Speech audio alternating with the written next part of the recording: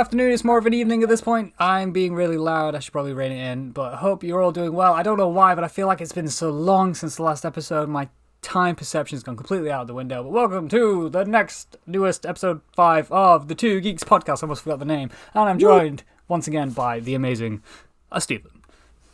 Hello. Two very different levels.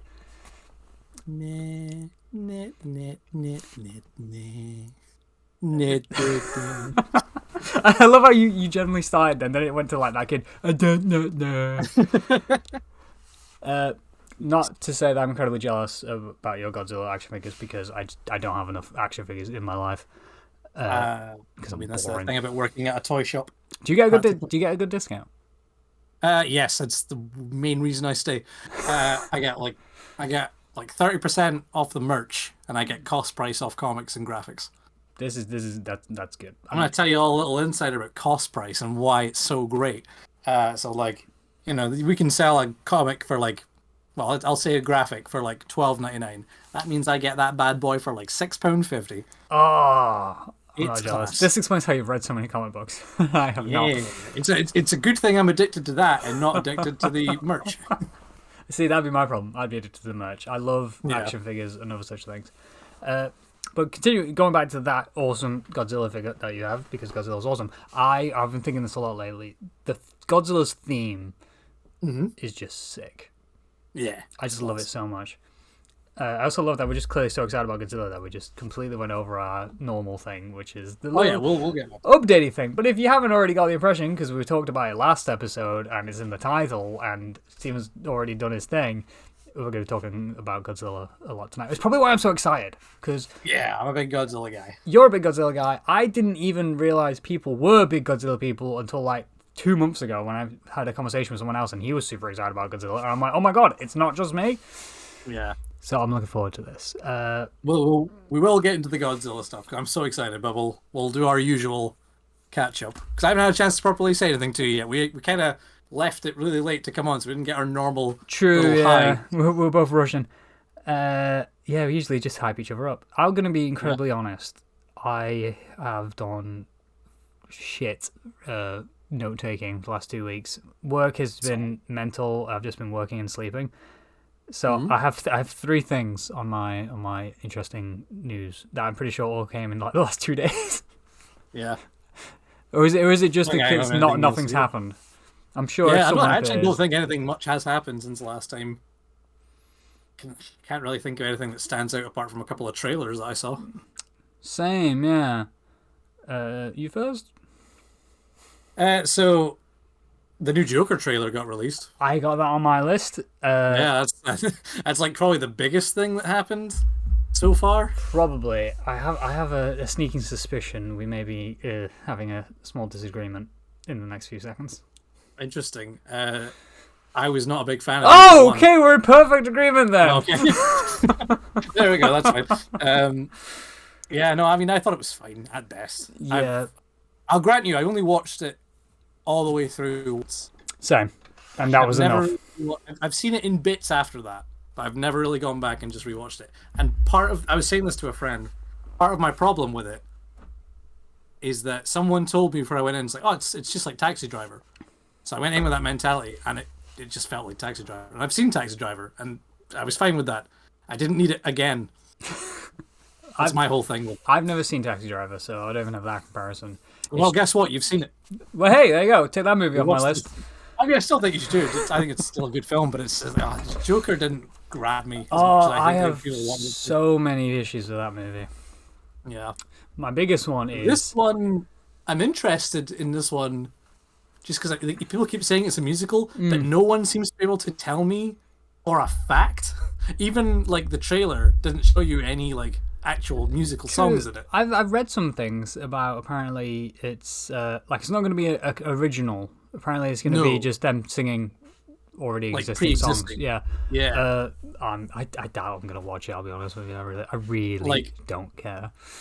Yeah. I don't get me wrong. I don't think unless I'm dragged to the cinema to see it, I don't think I'll see it until it's out on DVD or whatever. Just like I did with the first one. Yeah. I think I saw it in cinema as well, which was a waste of my money.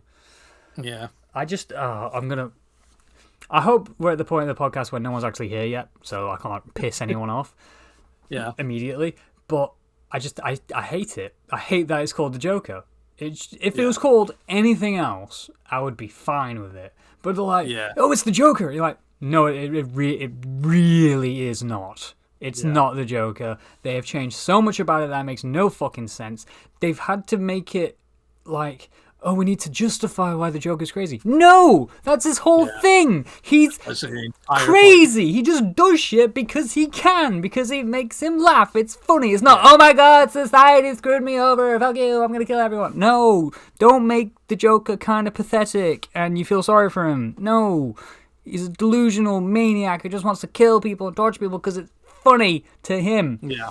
And we don't need to know who he was. We don't need him to be Bruce Wayne's older brother. What the fuck? I hate that movie so much. Joaquin Phoenix is a great actor. Never mind. I'll give him that. That's the only thing I can really give it is like at least Joaquin Phoenix gives it his all. Yeah, it's really. Like, I can be like, what a good performance. Terrible film. Terrible premise. I'm sorry. I don't know why everyone loves that movie. Besides the really good acting. I don't know. I think people just like the Joker, so they'll take whatever they can get. Pretty much. Sorry. Yeah. Sorry. I'm really passionate about how much I hate that movie. If I had any other notes of anything else that I could really think of that came up. I have two more interesting things. All right. I love how we barely spoke about that movie, though. Apparently it's a musical. I watched the trailer, I was like, okay, whatever. Yeah. I can't wait to see what they do to Harley Quinn's character. Well, that's it. I mean, I'm interested. Oh, that was sarcasm. Well, because I don't really think I've seen anything with Lady Gaga properly in it. I know the two films that she was like in was that one with Bradley Cooper. Yeah. Apparently she was good in that. There was that House of Gucci. Never saw that. No, me neither. There was the American Horror Story that she was in. Never saw that. No, me neither. I heard they were good. Yeah, apparently I just never watched them. Not my cup of tea. Yeah. I have two more things, both Star Wars related. Oh, of course. Yes.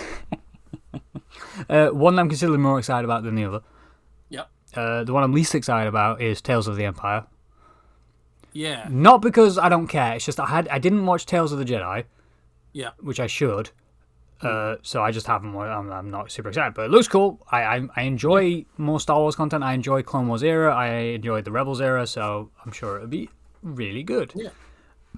The one I am more excited about is Outlaws. Yeah. Because I released a new trailer. It looks interesting. Obviously, this is stuff that like we'd heard bits and pieces for at Star Wars Celebration last year. We'd heard like flutterings of like, oh, they might be making another animated show. They didn't announce it though. I don't think. I don't remember hearing about Tales of the Empire. No, it's Outlaws, we'd heard about, but nothing was seen or talked about. We just knew that was like the bare minimum of like it's called Outlaws. Yeah, there's a game coming out. I remember. Did a trailer come out a few months ago or not? I think did they release Outlaws? Yeah, because I know they released a new one like 2 days ago. I don't know if there was the first one. I feel like this is the first one I saw, but then I could be wrong. Maybe I just missed it. I think there was like an announcement trailer, which was mostly like cinematic. And yeah. I think a little bit of cutscene, whereas this had more story. Yeah. I think it looks like fun. I'm excited, but I'm always the same thing when it comes to game trailers. I like to see the gameplay, and obviously they haven't had a lot to show us yet. That's my only gripe. That's fair. I just realised my light wasn't turned on. I was like, I look a lot darker than I usually do. All right. I am listening. But I get your point. No, it is a fear of just gaming in general. It's like, I want to see how it plays. It's like what we talked about last time with the Black Panther Captain America game. Oh, yeah. Whereas I'm a lot more excited when I can see gameplay than just the story trailer. The story trailer is important, don't get me wrong, but I would rather see some gameplay along with it. Just so I know what I'm dealing with. Because this one's by Ubisoft, isn't it? Ubisoft, yeah. So I'm either going into this with like Assassin's Creed or what else did they make? Dune? I think they make really good games. I mean, some of them aren't great. Oh, hey, Lamb just resubscribed for 4 months. Whoa, okay. Jesus, popping in to drop a sub and then leaving again. Love you. Thank you very much, Lamb. Thank you for investing 4 months of your lurking time. What a hero. What was I going to say? Yeah, I like Ubisoft games. I like how they play. I like Assassin's Creed. I like Watch Dogs. Yeah. I enjoyed the little bits I played of Phoenix Rising. So I'm sure it might. Yeah, I'll enjoy it. It's always a hit and miss, but I'm sure it'll probably more than a hit than anything else. All right, I'm sure I'll enjoy it. It's Star Wars and it's an open world, and Yeah. I'm actually looking forward to the fact that it's not a lightsaber-based game because as That's cool it. as they are, That'll interest me a little bit. I mean, I'm more obviously I'm the kind of person that like in these kind of games, if it was open world and I can do stuff, I like to be able to make my own character. that's my only gripe. Yeah. Understandable if you're gonna make me show a story, absolutely go for it. I think the girl looks pretty good in it. I'm hoping they let you customize her to a degree, like like how you can with Cal in like Jedi Cal, Survivor. Yeah, I'm sure you can. probably. I would love to give her like full Mandalorian armor. That would be sick, but That would be sick. that would probably be DLC that'll cost me more on top of if I had to. I think EA is worse for DLC than Ubisoft. I think it's just the gaming industry in general right now. I think is mostly, yeah, it's not good. yeah. It's not great for them all right now. But hey, Oh, what are you gonna do? I need to get around to playing that. I'm juggling like 6 games right now because I just can't commit to anything. I'm in an awkward place right now where like I finished obviously Final Fantasy. Yeah. And I have just struggled to get into anything else right now. I just can't commit to another big game, and I don't know what I want to commit to, and I don't think I have any other games that I've like are coming out anytime soon that I want. Yeah, so I just same. can't find. I played. You ever heard of the game Sifu? Oh, I want to play that so badly.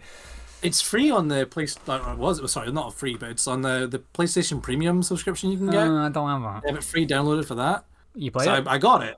I played it, and it was class. Oh, it looks like so much fun. Yeah. Have you heard of the movie Monkey Man?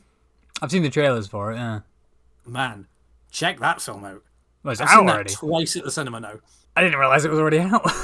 Oh yeah, it's out now. It came out I think last Friday. I think I saw the trailer for it at Godzilla Con. Yeah, I saw it. I've seen it twice now because it's very. I'll tell you right now, the trailer is very bizarre for it because it makes it look very like action packed. Right. And it is a little bit. I don't want to spoil anything for the film because it's like described as like Indian John Wick, and to an extent that is correct. Right. But not really. Like it doesn't really hammer that film a lot enough. But like Dev Patel's so good in it, and I played Sifu, which is all like a martial arts game. Yeah. And then I watched like Monkey Man, and then went right back into Sifu, being like, I'm all in again. I'm back to this because it's not a long game. It's like you can complete it in like 2-3 hours maybe. You must be really good at it then, because apparently don't you like restart and get older when you? Yeah, well, you can, there's I don't know. I mean, I had it on a like an easy difficulty just because I wasn't going to struggle. I'm not a Dark Souls guy. I don't like struggling with games unless I have to. I'm there to experience the story. Yeah. But yeah, like, I highly recommend that. I recommend Monkey Man for anyone that wants to watch it. So good. I'm gonna. I honestly didn't give a shit about that looking at it, but no, I'll take your word for it. I might not see it in cinema, but I will definitely catch it when I can. And you never know, it might be like episode 27 of the Two Geeks podcast. Yeah, I mean, I don't know how long it's gonna be at the cinema for. Monkey Man. It's Dev Patel's like first direct, like it's his direct. Oh, he directed movie, it. Like, he directed it. Yeah. Oh, neat. And like I'm saying, this is a straight man. The guy's hot. Guy's shredded. I tell you what, he's come far. I remember like his first few movies when he was just like the awkward skinny nerd dude. Yeah, that's the thing. I hadn't seen him. Like I'd only seen him in Skins before. Oh, I didn't I've seen see Skins. What's it called? The Who Wants to Be a Millionaire one. I forgot what it's called. Oh, Slumdog Millionaire. That Slumdog Millionaire. I never saw that. I never neither. saw Lion. I never saw Green Knight. None of the songs I watched. I don't know But, hey, any of those movies you oh, just this said. one, and it was class. Nice. Personal development. Well, it's not really a development, but I was sick of seeing freeze-dried sweets on TikTok, so I caved and bought some freeze-dried Skittles. I've never heard of these. What are these? So you know, been on TikTok and seen the constant adverts for freeze-dried sweets? Well, to be fair, if it's adverts, I'm skipping. Well, no, it's not adverts. It's just people that it's like, oh, look, we're making freeze-dried sweets. You should buy them. I generally don't know how to describe it, to be honest with you. Oh, okay. But I think they're like frozen overnight, and then they're in a machine, but then they get heated up and whatnot, and so they make everything like crunchy and kind of explode. Like, I don't know if you'll be able to see this on camera, but this is a skill. This is what happens to a skill. Oh, this is gonna be terrible. This just looks like an exploded skill. It's 100%. Focus. It's when you say explode that makes me be like, what does that mean? It looks That like doesn't sick, though. a Skittle turned into popcorn, Yeah, okay. and it's so crunchy. And I'm really worried. I'm I'm going to not do this throughout the podcast because it's loud and annoying. Yeah, this is the worst time to tell me this as well because I've just started going back to the gym. Oh, sorry. And I'm trying to be a little healthier, but it's not working. I know the feeling. But hey, if you ever get any freeze-dried skills, recommend it. Highly addictive, though. Little personal development for me. Okay. I'm not good with money. I don't know if you saw it on my Instagram recently. So those little toy mini things. I'm gonna paint you a picture. What happened was I was at work, and it was at a time where it was just me and one other colleague, and everyone else had like called in sick and couldn't come in. Right. So it was just two of us the entire day, which just meant that we had to be like behind the tills. And you're not always busy. So, I stumbled on. We have like obviously our social media on our Facebook. Yeah. And we kept on getting recommended these little like reel videos on Facebook, and it was this guy that just started like reviewing old toys from like the 90s and 80s, like stuff I had when I was a Please stop saying old and then saying when we were both born. And then he was showing all these things. He started showing like, I don't know if you ever had them when you were a kid, but Mighty Max. Do you remember them? Do you have them when you were a kid? I'm not sure. I feel like it rings a bell. I'm not 100% certain. So it'd be like a dinosaur head. It'd be like a Tyrannosaurus head, and you open it up and it's got like a layer, like a cave or something. Yeah. I think I had like Transformers ones and superhero stuff. So there was all these kind of different ones that existed, and it led me down a rabbit hole because I used to have Batman Forever ones from like 95 or something, and I lost them all obviously as a kid. And then I remembered I was saying to the colleague, because the colleague is like 21, so I had to explain all of this to him because I was like, you didn't have these toys when you were a kid, so I'm gonna lay it down for you. There were these amazing little minis, and the best ones were the Star Wars ones. Of course. And I went on eBay just to be like, as banter, let's see how much they are. And there was a big, I say big, what I remember being big, because I was like 5 when I had it. My friend had like the Death Star that opened up to be like Tatooine.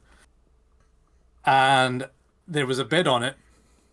Well, what I mean is there wasn't a bid on it for like $9.99, and it was about to run out in an hour. So I just quickly put a little bid in, and I won it. And it was like crack cocaine because I got a bunch more. I got like 4 sets. I saw it on Instagram. Yeah, I got like 4 sets for like £30. I've got like this one I had when I was like, God, what would I have been, like 7, 8? We went to Spain and I begged my gran to get me this. And like, I'm going to try and open it up as best I can. On camera, no pressure. No, I know. But like it opens up a little base. There's like a little place where you're supposed to like have Darth Vader and Luke duel and stuff. Oh, it's yeah, it's like, and then this is meant to be the ship Cloud where City, he isn't falls it? in the movie. Man, we used to be something back in the day. We used to be a country that used to make toys. We used to have Not proper anymore. toys. They'd survive years. Can't even get past it. I love those things, and I bought so many, and to the point that like, if my mum ever sees this video, and she probably will, pretend you didn't see it, because I am a full 30. This feels like a midlife crisis because I just turned 32, a couple of weeks ago, and the first thing I've done is buy all my old toys back.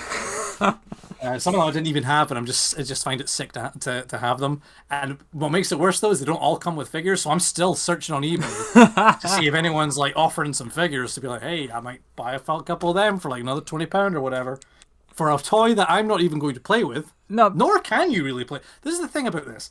They're not really. They are toys, but I don't know how you'd play with them as a kid. Like, your imagination did most of the work, I imagine. I guess. I was looking up stuff on eBay, and one of them was like the Phantom Menace mini set, right? Right. And you're like, right, Phantom Menace, you got all these different things you could probably do with that. That's cool. One of the sets was the fucking Senate building. Right. And I'm like, what kid wants the Senate building from the Star Wars Episode 1? It's not even like from the third film where they're like, it's Yoda and Sidious fighting each other. It's just the normal political building where they all talk about like, we better stop the separatists, and then be like, nah, we don't do that here. Those are the best scenes of the first few movies. What are you on about? I know. I'm gonna go see. Have you seen that film when it's back in cinema? Ooh, yeah, I want to. I've booked my tickets. I'm buzzing. It's literally soonish, right? Start of May. It's May the 3rd, but obviously it's meant Which to is be for May dumb. the 4th. Yeah. Daily. I'll probably try to.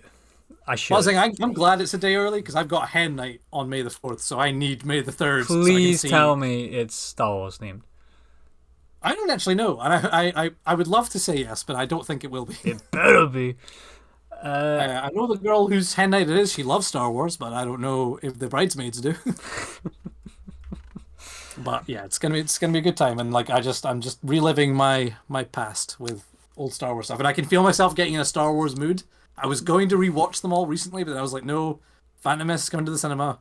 Let's hold off. Once we see it at the cinema, we can watch all the rest later. We should do a Star Wars episode after that. Oh, yes, we absolutely should. I could talk about Star Wars for fucking days. It might be a two-part podcast. I should do like one podcast for like the originals or the we do prequels. 3 episodes, one for each trilogy. Boom. And then one episode for all the shows. For the ones we've seen. If it makes you feel better about your spending habits, I also spent quite a bit of money on geeky shit recently. All right. But it's not really show and tell wise. It's not actually. Oh. But I am really trying to start a Dungeons and Dragons campaign with people I live with. Well, I live with? Oh, I live near and work with. All right. Oh, Jesus, fall off my chair. And so I said I'll DM because no one knows what they're doing and no one knows how to do it. So I was like, I'll do it. And then, so I've been slowly getting resources together because most of the time I was just Googling things. But I was on Vinted. Love Vinted. And I found you've probably seen this because you work in a geek shop. There's like the Essentials book box thing. It's like 130 quid. But it has the Dungeon Master's Guide, Player's Handbook, Monster thing, and a DM screen. I got it on Vinted for £62.50. Sick. And so I'm like, so you're not even doing the starter one. You're just jumping into a proper campaign. Is that what you're planning? Well, I have a day arranged, and 4 of my 5 players are free that day. So we're going, fuck it, we're going to do it. And I'm coming up with a little homebrew starter episode, so to speak. Nice. So it's just a nice. So I have a book, which I don't have with me, but it's a full campaign. It takes you from level 1 to 15, so it'll take a while to do. So I'm literally just coming up with a little saying just underneath where that story's based, and it'll be where all the characters meet and have their first little adventure, get to know each other, and then they can all learn how to play D&D, and it's not all like, crazy beginning of the story. And then if everyone does enjoy it, we'll then start on the actual campaign, and we just, progress there. We don't have to do all the awkward, oh, you're in a tavern and you meet. I can do that in episode in the first session in my little homebrewed town with a tiny little story arc. Introduction. I'm very much looking forward to it. We're trying to get another session going because we finished our first session. Well, not a first session, but our first campaign or first half of the campaign or whatever the guy wants to describe it as, because it was it's all in parts. Yeah. So we finished the first part. He's working on the other part, but we don't know how long that's going to take. So we're trying to do some one-offs in between. Okay. That other people are going to try and do. We haven't got there yet. Have I told you about my character? This is the first time I've ever heard that you actually play D&D. I'm really jealous. Oh, man. I love my character so much. Everybody loves my character. So my character is a skeleton cowboy. Right. Who, his entire arc, his entire main plot line is he wants to die. But he can't. He doesn't want to die without just knowing. He wants to kill the person that's brought him back to life. So his way of doing that is he wants to kill God. Right. Obviously, for people that know in the D&D universe, there are many gods. Sure. He doesn't believe that. He's still no. I want the God. He doesn't understand. His mind can't comprehend there's more than one. He doesn't understand that at all. So his whole goal is to kill his maker so that he can die. He has lived for hundreds of years. He has had many, and part of the reason it's fun to play this character is because I have made that he's lived for so long that he's forgotten things. Yeah, so it justifies making him a low level. Yeah, it just means you can mold him into basically any storyline, because it's just here he is. He's forgotten this. He probably met this character sometime, but he doesn't remember that. Because when you've lived that long, everyone is nothing to him. And you're a skeleton. Yes, he has. I don't know if you ever watched the Aristocats. No. Like the Disney film. Oh! I thought it was Aristocats. Yes, a long time ago. So there are 2 dogs that are guarding this farm at one point in the movie, and he has the voice of this wait a minute. Oh yeah, that one. So I'm suddenly that's remembering how I have to talk all the that movie. time. I love it. I have to talk like that all the time playing as him, and he gets into such wacky places. It's so funny. I love playing him.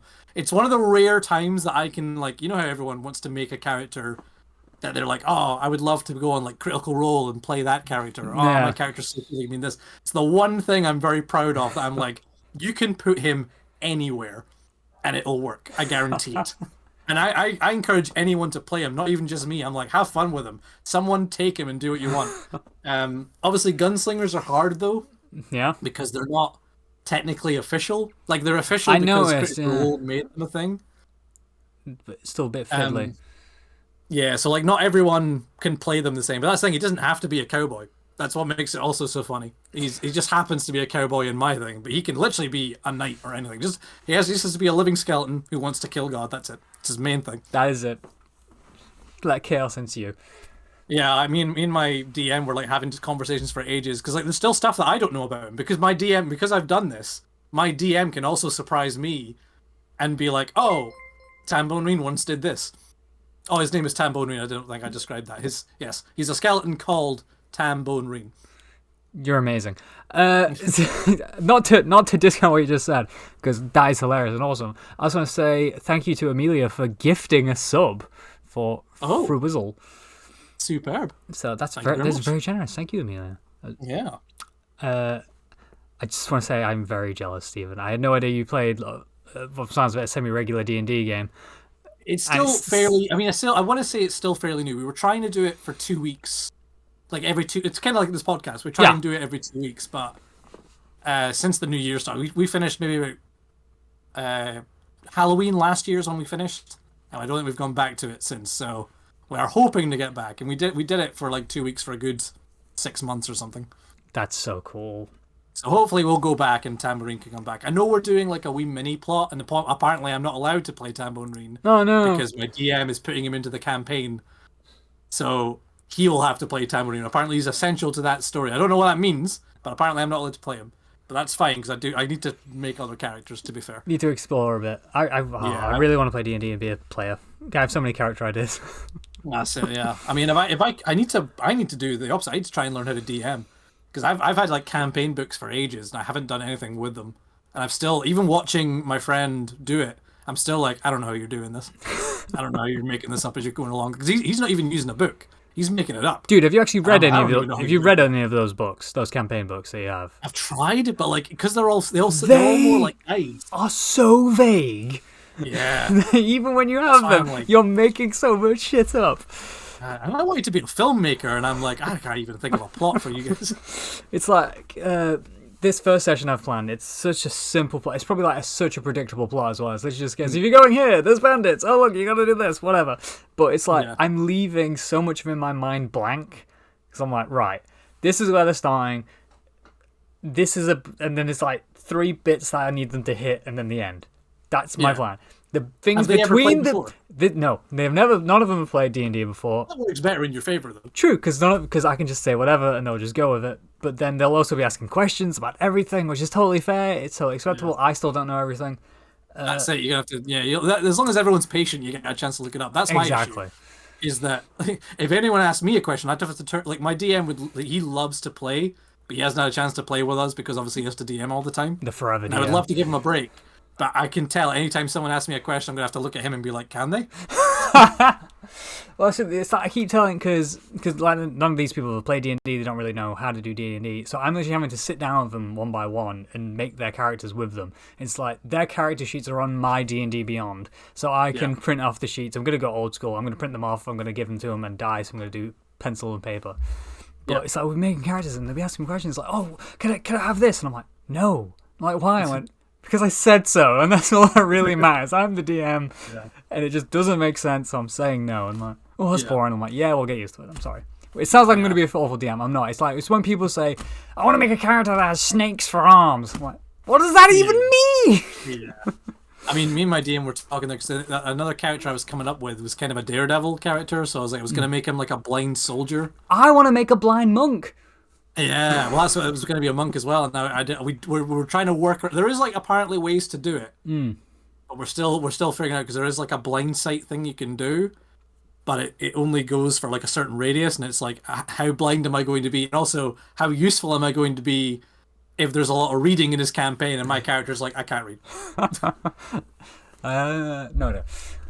Well, that's the thing. That's why you've got a party. Someone else can fill the skills you lack. It's just because like Tambourine comes in handy so often because of little things he can do, and sometimes he's off by himself. Whereas if my character's ever by himself, he is going to be useless to give anyone else information. Like things like that I have to think about That's to be fair. like, right, I'll always need either someone with me or something around me that I can like use or something like that. We'll see. I don't know what he obviously hasn't told me much about his campaign yet, so I can't really go into it. That is also He cool. can't spoil it for me either, so True. I respect people who can make their own campaign. It's like I'm making this one little adventure. There's no way I could write a whole campaign with a whole area. That being said, I know Critical Role did release a book basically just full of information based on the location and the items and whatnot, so you can make your own story within that land. So I'm like, that's tempting because I've listened to so much Critical Role that I kind of, by osmosis, know things about it. So I could just like, oh, I already know this is a thing. I can try and make my own story about it. Or I could just remake the entire first campaign because none of my players have seen it. Anyway, no way. yeah, that's the amount of times that I've We're been gonna like, I turn- wonder if I just started telling the plot of Mad Max, will they notice? That's what I was like. I wonder if I can turn a movie into a D&D campaign without them realizing it's a There movie. was, I don't know their name now, but this is years ago. This is back when I was like I was first starting to get into D&D. I was like back before I even moved to Aberdeen to do my uni. I was staying at my mom's house, and like someone did a campaign on YouTube that was Pokemon related. So it was like they had to go out and capture beasts Yeah, I've and heard then stuff use like the that. beasts. Yeah. I've heard someone. I used to work with someone in Blackpool when I lived in Blackpool, who had just started doing a D&D campaign that was based in the world of One Piece.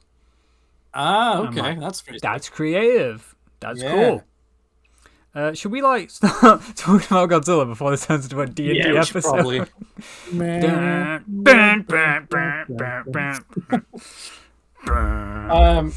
So sick. So, what would you rather do? Would you rather us work up to Godzilla X Kong, or would you rather us talk about it first and then talk about the MonsterVerse in general?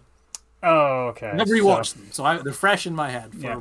for whatever reason. So similar to last episode, this is the Stephen heavy episode because he knows a lot more than me. So we're taking his lead. Well, how would you like to approach this? Because like you said, you've rewatched them. Here's what I'll do. I'll ask you first, because we'll say it's more Godzilla based than Kong based. But what was your first Godzilla experience? Do you remember? Yeah, and Godzilla fans aren't gonna like it. Oh, Yeah, because my first Godzilla experience was the '90s movie. the 90s one. Well, that was to be Yeah. fair, we're of the age where that would be ours. Yeah, and I really enjoyed it. I I've seen had that movie that like video. yeah, I had it on DVD. I watched it like 6 times. Yeah, I used to Really, love that. really enjoy that film. I now know that it's not Godzilla, but it's Yeah, well, that's the thing. So part of the reason that I really liked it. Did you ever watch the cartoon? no. on I that- remember you telling me about it. Yeah, there was a cartoon based kind of on that film, but it was like a sequel to the film. Yeah. So like that little Godzilla that's born at the end of that movie. Yeah, Spoiler alert for anyone who hasn't seen that film. Came out in the 90s 90s. Godzilla. Yeah, he lays eggs, or she lays eggs, or it lays eggs, and one of them is like left over, and right at the end of the credits, goes, the "Blah." baby awakens, and you're like, oh, it's not dead, it's another Godzilla. And then someone had the clever idea of, I'm just gonna make a cartoon, and what if we made that little Godzilla the normal Godzilla? What if that one breathes fire and fights other monsters and stuff, and then it ends up being amazing. Oh, Um, I generally yeah, didn't know very it I existed. highly recommend that cartoon. It's not all great, but at least for watching when you're a kid getting ready for school, and I'd stick on Sky One, and you'd have like Pokemon, Godzilla, and then whatever else in the morning, and then you'd go to school. Nice. So I watched a lot of that as a kid. I didn't see the older Godzilla films for many years. I haven't seen any of the I did older always want Godzilla to. films. Have you seen any of the older ones? I've seen clips. I've not Ah, seen okay. any of the action movies. Like I've seen Godzilla, suddenly just fly horizontally and kick a monster I've in seen the them face. all now. In my time now, I have seen all the Godzilla films. The 50s one, the very first one, obviously, it's still great. Still kind of holds up. It's very haunting though. It's not. You go into those films being like, oh, wacky times, guy in a suit or whatever. But that first film is kind of haunting because it's obviously all, nuclear. Oh yeah. Nuclear bombs are bad. Things like that. It's why he originally made Godzilla, isn't it? It's like a metaphor it's like for a nuclear war. bomb. Yeah. Which obviously ties into a little bit what -1 is, but you'll see -1 as it Oh, comes I up. really need to see -1. I've been trying to watch it for Yeah. like the last month now. It's just not anywhere. I had to do research, and I don't often do research, but I did it anyway. And it seems that do you know the name of the studio that created Godzilla?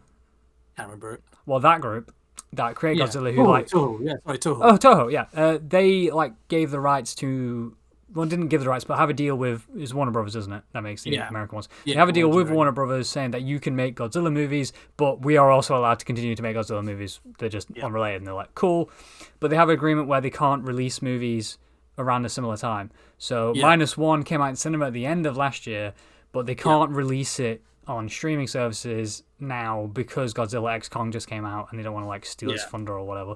That's fair. I mean, it makes sense. I can see why. Because obviously there was a lot, even during the Godzilla X Kong, I could see people comparing them, even though they're nothing to do with each other, and nor should you. Yeah, like I would not go into Godzilla X Kong expecting -1 levels of like enjoyment. True, because isn't it mostly the case of the Japanese Godzilla movies? They're still monster movies, aren't they? It's still Godzilla's the bad thing.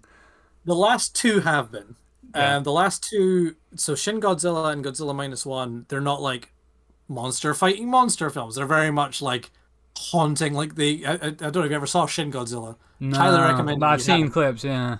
No, but that one's a lot more like political based. That's more like what would Japan or the world react to if this actually happened? Like how would the government react? Yeah. Because there's a running thing in Shin Godzilla where like the head of like the government keeps like either resigning or getting fired, and it's like someone else has to take over because they're obviously struggling to handle the giant monster that's walking through the place. That's fair. Yeah. But yeah, so it's very good. They're I do still, recommend it. yeah, it's still Godzilla's the bad guys. Like, yes, he's ultimately here to protect the Earth and clearly doesn't care about humans. But in the American ones, they don't really mention that. It's just like, oh yeah, Godzilla's here, he's defending the Earth. Well, that's it. The Japanese ones, he's usually the bad guy. I think only in the 60s was he ever like the good guy.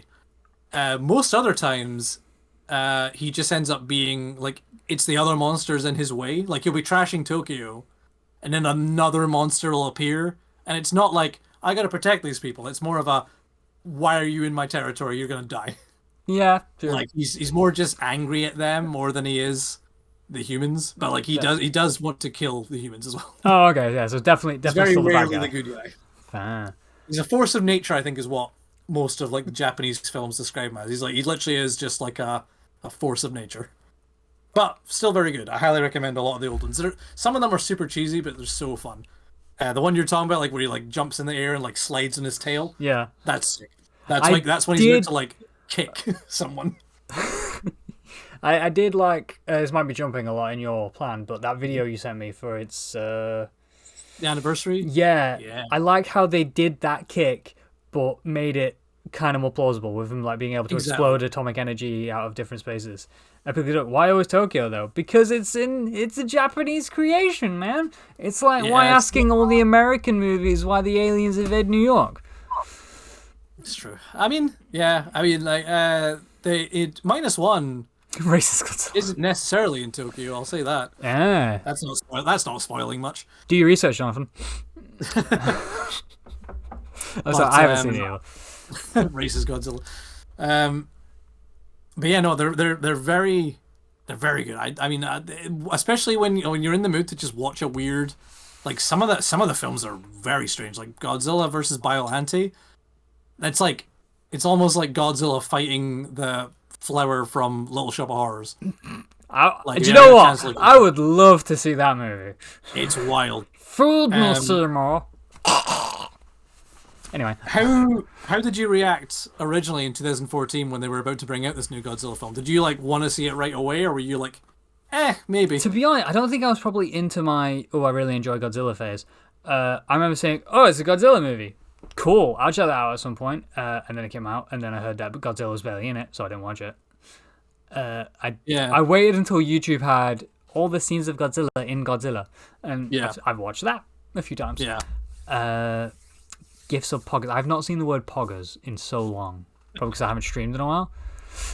I love the throwback. Gift subs, I know, it's like crazy. Amelia being nice. Who would believe it? Stephen, I don't think you've met Amelia, but you wouldn't believe it. I don't even know what poggers means. Poggers is like pog means play the game. Oh fuck, I don't know. I'm gonna get this wrong. I mean, when I was a kid, pogs were like little disc things, but I'm 32, so for some reason I thought taking me poggers back meant later, like, I guess. Like I thought Pog was like player of the game, or like player of the game, that kind of thing. Like Yeah. Pog. So like Pog is like respect. I don't know. I was so confident when I started talking, and then I started saying it, and I was like, oh, I really don't know. I'm guessing I'm wrong. The laughing emoji makes me feel wrong. That's PogChamp. Okay, I was half there. Oh, I suddenly feel really old. You're telling me right now. I don't even know what half these words are. I was gonna say I think All what it the was. time. So yeah, I'm trying to remember when I actually became like a Godzilla fan. Yeah. It wasn't when that movie came out that I was like, oh, cool, Godzilla. I do like giant lizards because I've always been like a fan of like kaijus. Probably. Yeah. Oh, Jesus Christ! Sorry, that's really bright. Sorry, I'm just sorting my lying out because the sun is saying, like I said it would. Probably because I was a huge Power Rangers fan as a kid. Yeah. So I think I was really drawn to giant robots fighting giant monsters and vice versa. What you're saying there is exactly like what the old films are. When you see like the old 60s and 70s Godzilla films, feels like old Power Rangers, where it's just two people in suits just rumbling with each other. When they're meant to be fighting, but they're just there like... Yeah. Well, like, if you ever got a chance to watch the very old like Godzilla versus Kong movie, where like Kong takes a tree and tries to shove it down Godzilla's mouth. I've seen that clip, yeah. Yeah. Oh, jeez. So I went to see Godzilla 2014 like at the cinema. I was like excited. I remember I took my girlfriend and her friend wanted to come as well, so all three of us went. And like they didn't understand why I was so excited because in the trailer they don't show Godzilla fighting another monster. It's just Godzilla in the trailer. They hinted. I remember they hinted a few times in the trailer. That like there might be another monster in there, and I was just so excited because I was like, oh my god, I might get to see two monsters fight. Because Pacific Rim had come out. I really enjoyed that earlier first on. one. Yeah. So in my head, and I knew this was like Legendary as well. And Legendary did Pacific Rim as well. Okay. So I was like, yo, if this movie's good, if we can get a sequel to this, we might get to see him fight in Pacific Rim. Like, oh, that would be so cool. That was my mentality of like, guys, if we get this popular enough, if we like, I was explaining it to my girlfriend at the time, being like, we got to see this film. We got to get it all the money. We gotta make them fight the giant robots from Pacific Rim, and then we'll go even further and we fight the Cloverfield monster. Like, I need to watch Cloverfield. I was so excited just to see them all. I really wanted the monster fights down. I wanted to be, in my head, I wanted it to be so cheesy that we would start doing Freddy versus Jason, but with Godzilla. I was like, let's just have him fight other monsters from other movies. I just think that'll be funny. I'd have been down for that. So were you disappointed when you saw it and Godzilla was barely in it? No. I didn't even realize how little he was in the film because you're just so excited every time you saw him. You were like, oh, there he is. It's sick. It's Godzilla. The thing I was disappointed with was, and this is a running thing in the Godzilla movies, it was the human characters, especially at this time because like the two actors like what's his name, Aaron Taylor Johnson and Elizabeth Olsen, and who I knew were like Quicksilver. Yeah, I think they were like just Wanda. cast, weren't they? So it's weird, even though it was a year before bloody Avengers 2 would come out. Yeah. So we hadn't even seen them together yet. I think we only saw a tease of them at the end of Winter Soldier. But I still knew they were meant to be brother and sister. So the idea of seeing them as a married couple with a kid was just it was weird. And I could feel how weird it was because I was like, I'm going to have to watch these people pretend to be kids. Like they were like acting as full grown adults. Yeah. But then literally in the next film I'm going to see them in, they're going to be acting like little teenagers being brother and sister together. I was like, what a weird time to be an actor in that world. It's a strange, crazy world. And after just rewatching Godzilla 1 as well, like I just watched it yesterday, it's not any less weird. If anything, it's weirder. Oh, okay. I was about to say, would you recommend watching it? Should I give it a watch? I mean, thing is, the way I'd recommend, like, I would recommend watching it mostly because of what's his face, guy from Breaking Bad, Bryan Cranston. Bryan Cranston, he steals that movie. Doesn't he die in like the first 20 minutes? He dies like within the first half hour at least, and once he's gone, the levels of that movie go a little bit down in terms of human stuff. And like it's a shame because like the humans aren't terrible. I don't hate Aaron Taylor Johnson's character. It's just the fact that it's weird. I think part of the problem I have is like he just could have been anyone. It wasn't a thing that I'm like you didn't need a big star to play his role. Yeah. Not that Aaron Taylor Johnson was big at the time. Like he'd only been in I only knew him from like Kick-Ass at that time. Same. Whereas now, you can't. If you cast him in a Godzilla film now, I'd be all in. I'd be like, "Yo, Aaron Taylor Johnson in this film." I tell you, I love the cat. It's funny. Yeah. It is funny watching him in that film now because like he is just kind of having to do the best he can in a film that isn't. It's about Godzilla. True. Yeah. Just make the whole movie follow Godzilla. I don't need humans in my monster movie. It's the same with Transformers. I don't need humans in the movie I'm going to see about giant robots or giant monsters. Yeah, I'm so mixed, and I'll explain why in a bit. But like in like the human characters in Godzilla 1, they're not great, but like they give you a good start, and they do set up a lot of the mythos, like right away. Like I remember when I first saw it, I was so confused, being like, wait. Is he a product of nuclear bombs? Like, what are we... Or is he just... They're making it sound like he's just a dinosaur that's existed forever. Yeah. And that is kind of what he was. They're trying to explain, like, oh, these monsters existed years and years ago, and they've just been, like, buried or whatever. They've been asleep. Godzilla's just around. And they explain Monarch. And so Monarch is probably the best idea they had in these movies. Yeah. Monarch is, for anyone who doesn't know, Monarch is, like, the government agency that, like, keeps track of Godzilla and the other titans and all the other monsters, and it's the perfect setup because it means you can replace them every movie, and it works. It's just a different division. Hi. Yeah, it's like, hi, I'm such and such, and all you have to say is I'm from Monarch, and you're like, right, they're in charge. They know what's going on. They're the person I meant to listen to. Cool. It's very smart. Yeah, and like. The part that got me, the part that won me over in the first film in particular is when they're... Because I didn't really like the fights. Here's the thing. I should explain this right now as well. Godzilla 1 is probably my lowest liked Godzilla, like, of the MonsterVerse movies. It's probably my lowest one. Same. I haven't seen it. Exactly. It's that thing of, like, the part that got me, though, and it's the scene I always replay occasionally when I go on YouTube. It's when he first does the atomic breath. Yeah. Because it's all dark. And I remember it's just like... Yeah, it just slowly builds up. And I remember my girlfriend was standing next to me, or sitting next to me at the time at the cinema, and she just felt me, like, grab her arm. It's happening! Like, oh my God, he's doing the atomic breath. I don't believe it. I love the sound effect of it. That whole just that. It's so good. I love it every time.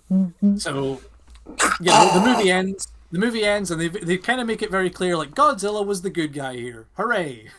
And that's why I was very, like, taken aback, because I was like, oh, Godzilla was good. Godzilla is the good guy. I'm not used to that anymore, because all the Japanese films I watched, he wasn't. He was, like, good. He was, like, the best of a bad bunch. Yeah, because he still wasn't necessarily on our side. Yeah, the vibe I got from it, from all the Godzilla mythos I've absorbed, is that he doesn't give a shit about humanity, but he's protecting the Earth from the monsters. So he's not there. It's why he'll walk through a city and not give a damn, because he doesn't care about the little people in it. He just cares about the planet. And it's like, right, I'm protecting my planet from the monster motherfuckers. I don't care if some little people die in the process. Most of the time that I know of in the Japanese movies is whenever he's destroying Tokyo, it's more of a like to punish them for nuclear stuff in general, just punish anyone. And obviously they could attack any country because we've all done nuclear weapon stuff, but like it's just as a punishment in general. It's almost like a reminder, being like, you're getting too big for yourselves, I'm coming to trash you again. No, that would make sense. Because not every Godzilla, they all have their own canon, and that's when Godzilla gets a little messed up. Ends up being like the Friday the 13th franchise, where you'll have like, here's 6 movies, and then we're going to make another film, but it's a sequel to the first film, but not any other 5 movies, ignore them. And then we'll make another 5 movies, and then we'll make another film that's a sequel to the first one, but ignore the other 2 films. The other 2 first ones, ignore them. It gets very out of hand very quickly. I'm just gonna stick to the newer MonsterVerse movies as my Godzilla lore. That's it. Apart from -1 and Shin Godzilla, technically speaking, all you really need to know about all you need to know about any other Godzilla film is the first one is always canon. After that, in the Japanese mythos, you can just watch any other Godzilla film after that. That's the only one that really matters. The very first. Sorry, I was just reading Free Whistles. I wanted Godzilla vs. Kong just to be an uninterrupted single take of the two of them slugging it out for 2 hours. Do you know what? I think it sounds cool. I generally think I would get bored, though. As much as I said I don't need human characters, I do need a story. Yeah. I appreciate. I mean, I was saying I definitely do appreciate a lot of the human characters for a lot of the stuff. True. But I had. cut It's to like, yeah. Sorry. no, sorry. So cut to the end of like the Godzilla film had come out, and they did say like they were planning to make a sequel, and I was like, yeah, here we go, sequel time. Obviously, it took many years, many years to get a sequel. But But they Kong did Skull Island say came out. that's it. They had announced they were going to try and do a Kong movie that would tie into the Godzilla one, and that was just rumors. They hadn't really confirmed it. Right. And then obviously Kong Skull Island came out, and I remember at first being like, I'm not going to watch another Kong movie. Why would I want to do that? I've seen Peter Jackson's Kong. Why do I want another Kong movie? Mm. And then that's when it reminded me like, oh wait a minute, this might be the one that ties into Godzilla. I might want to see this film. So what about you? So with Kong Skull Island, did you see that right away, or did you hold off on I'm that? trying as to well? remember because I generally think it came off, and I remember thinking, oh, I remember watching King Kong ages ago, and I thought it was shit. It probably is a lot Yeah. better. I remember I watched it as a kid, and I think Peter Jackson's King Kong isn't really a kids movie. I feel like it needs to be Yeah. at least a young adult teenager to properly understand what's happening. Because I I'll just do you remember one watching. better. I watched the 1930s King Kong, and that was my King Kong. Oh wow, fair. Yeah, I had that shit taped on video. Respect. So Kong Skull Island, I think I watched it on Netflix for the first time. And that was because I saw Tom Hiddleston, Samuel Jackson, and Brie Larson was in it. Like Captain Marvel was already out at this point when I watched it. Yeah. I was like, it's Marvel actors, giant monkey. Yeah. What's the worst that can happen? And I remember just watching on a whim, and I got hooked into it. And then I believe it was this movie. I don't know if it was the post-credit scene. Yeah, it was the post-credit scene. Sorry, memory's coming back to me. Yep. Post-credit scene when Tom Hiddleston and Brie were sat there going like, all right, we're not going to tell anyone, blah, blah, blah. It's like, we didn't see anything, and it's like, welcome to Monarch. And then it shows some pictures, and then the last one is like a drawing, and it's Godzilla. And then I remember I remember the level of hype I felt. I was like, oh my god, it's related to a Godzilla movie. Oh, jeez. Oh, okay, so exciting. Oh, they make it. And then I remember like Googling if they were going to make like a sequel, and that's when I learned that it was linked into the Godzilla movie, and then the next Godzilla movie, and I was like, okay, I'm invested now. And then I think that is my moment when the Godzilla hype was. I don't know how I watched the Kong movie and then I came out of it really excited for Godzilla. Well, that's it. Because I mean, that was the thing. Because obviously, Godzilla was out a lot. I think when did King Kong go out? I think it was like 2018. So you're talking 4 years or something after Godzilla 1. And I went to the cinema by myself at that time because I was in uni, and I was like, I'll go see this Kong film. And right off the bat, like from the beginning, it's like obviously set in the past. And that's why I was like, how does this tie into Godzilla if it's set in the past? Yeah. But they talked like straight off the bat, the science guy, like John Goodman's character, they are Monarch. See, But I hadn't it's- seen Godzilla, so I had no idea what Monarch was. Yeah, that's it. You wouldn't. Yeah, I guess you wouldn't have understood. But like for me, I was like, oh, Monarch, that's right. And they talk about in the thing that obviously Godzilla wasn't there yet, so Monarch is barely started. Yeah. Like Monarch is like just a few people at this point in Kong. So I was like, oh, that's cool. I'm getting to see like kind of the origins of Monarch, I guess. And then the movie comes in, and like this is weird. The Kong Skull Island is such a strange film to me because it has like the biggest cast that actually intrigued me. Where you've got like Tom Hiddleston's playing like this SAS tracker guy, and you're like, all right, that sounds cheesy enough that I could absolutely have seen him in a Godzilla film. Brie Larson's playing a war photographer. Samuel Jackson's playing this like Vietnam war general who doesn't want to go home. He hates that he's not been respected, so he's like taking on any mission he can. Yeah. And I'm like, what a strange bunch of characters. To be honest, for I King Kong. really enjoyed the cast in that movie. Yeah. I was gutted when I was like, oh shit, well, they're not going to be in the future, are they? Because it's set in like the 40s or whatever. Well, that was the part that annoyed me, where I was like, when I realized as well, I was like, oh, they're not going to be in the other ones. Oh well. Oh, it was nice. But during the film and all that stuff, like when they showed other monsters, that's when I got excited because obviously Skull Island, in the original King Kong and stuff, Skull Island had had like big bugs, dinosaurs, and things like that. Yeah. But in Godzilla, in the old Japanese Godzilla, they had an island that they called Monster Island. Yeah. And that's where like Rodan and Mothra and Godzilla and all the other monsters they would stay there. And occasionally Godzilla would maybe leave and come destroy Tokyo. And then go back. In certain, when he became a good guy, it was a case of like the government had like a ring that would kind of keep the monsters on Monster Island. Oh, okay. And I thought that's what they were setting up with Kong Skull Island. I thought they were trying to make that the new island that they're going to try and keep the monsters in. Because obviously they showed like the giant spider crab monster, and that scene freaked me the fuck out at the cinema. Oh, when it where looked it's like there were tree legs, but yeah, then like turns they're out in it was the a giant bamboo, but spider. then some guy's been like stabbed. Yeah, that was crazy. And I It hate was giant creepy. spiders. Oh, total segue. But I Mhm. know you've been to the cinema recently. Have you seen the trailer for that spider movie? Yeah, the That Sting one. looks creep. What It's called Sting. is it called? Sting. Oh yeah, because Yeah, that's what she's called, the spider, isn't it? yeah, it's just I called don't Spider. know. Yeah, I don't know what happens in that movie, but I am not watching that movie I'm not ever. watching it. Like, I'm not a big horror fan in general, but like that film, like it looks scary, but they didn't show a lot to the point Exactly. that I'm That's why it like, looks scary. is this even like a 15? Like, what is this? Yeah, but it's basically, if anyone's been to cinema recently and seen this trailer, it's a horror. It's a horror movie trailer, basically about this little girl who had a spider, like a little pet spider, and I don't know if she fed it something or if it got hold of something, but it just started Yeah, growing really quickly, and then it looks like it gets loose in the house and starts eating people. I don't know. I'm not watching it. It freaks me out thinking about it. But you said giant spider, and I'm like, oh, that movie. no, That yeah, movie is going to do really well because people hate spiders and there are weird people who love horror movies with things they don't like, so everyone's going to yeah. watch it and think it's amazing, or they're going to think it's shit. I'm not watching it. That's it. Sorry, I don't know where that came from, but suddenly I was like, oh my god, did you see this trailer? Um, yeah, I think it's. I don't think I'll see it, but it looks interesting enough. I'm sure. I mean, when I was a kid, we had Eight-Legged Freaks. That movie, that was weird. Oh yeah, I That remember was all that the as giant spiders well. taking over. Didn't watch that either. I don't do spiders, especially big spiders. Yeah, What was I going to say? Kong Skull Island, Monarch, that was it. Have you watched the show? I have not, but I'm planning to. I I want don't have to. Apple TV. Me That's my issue. neither. Exactly. Why do they make good shit on very exclusive streaming services? I've seen clips, and all the Same. clips I've seen makes me want to see it more and more, but I haven't had a chance because like apparently the actors are very good in that, and they do a good thing with timing Yeah. in that because they I love have Kurt Kurt Russell Russell's character and Kurt Russell's son playing the same playing the character. same guy. Yeah. It's very well done.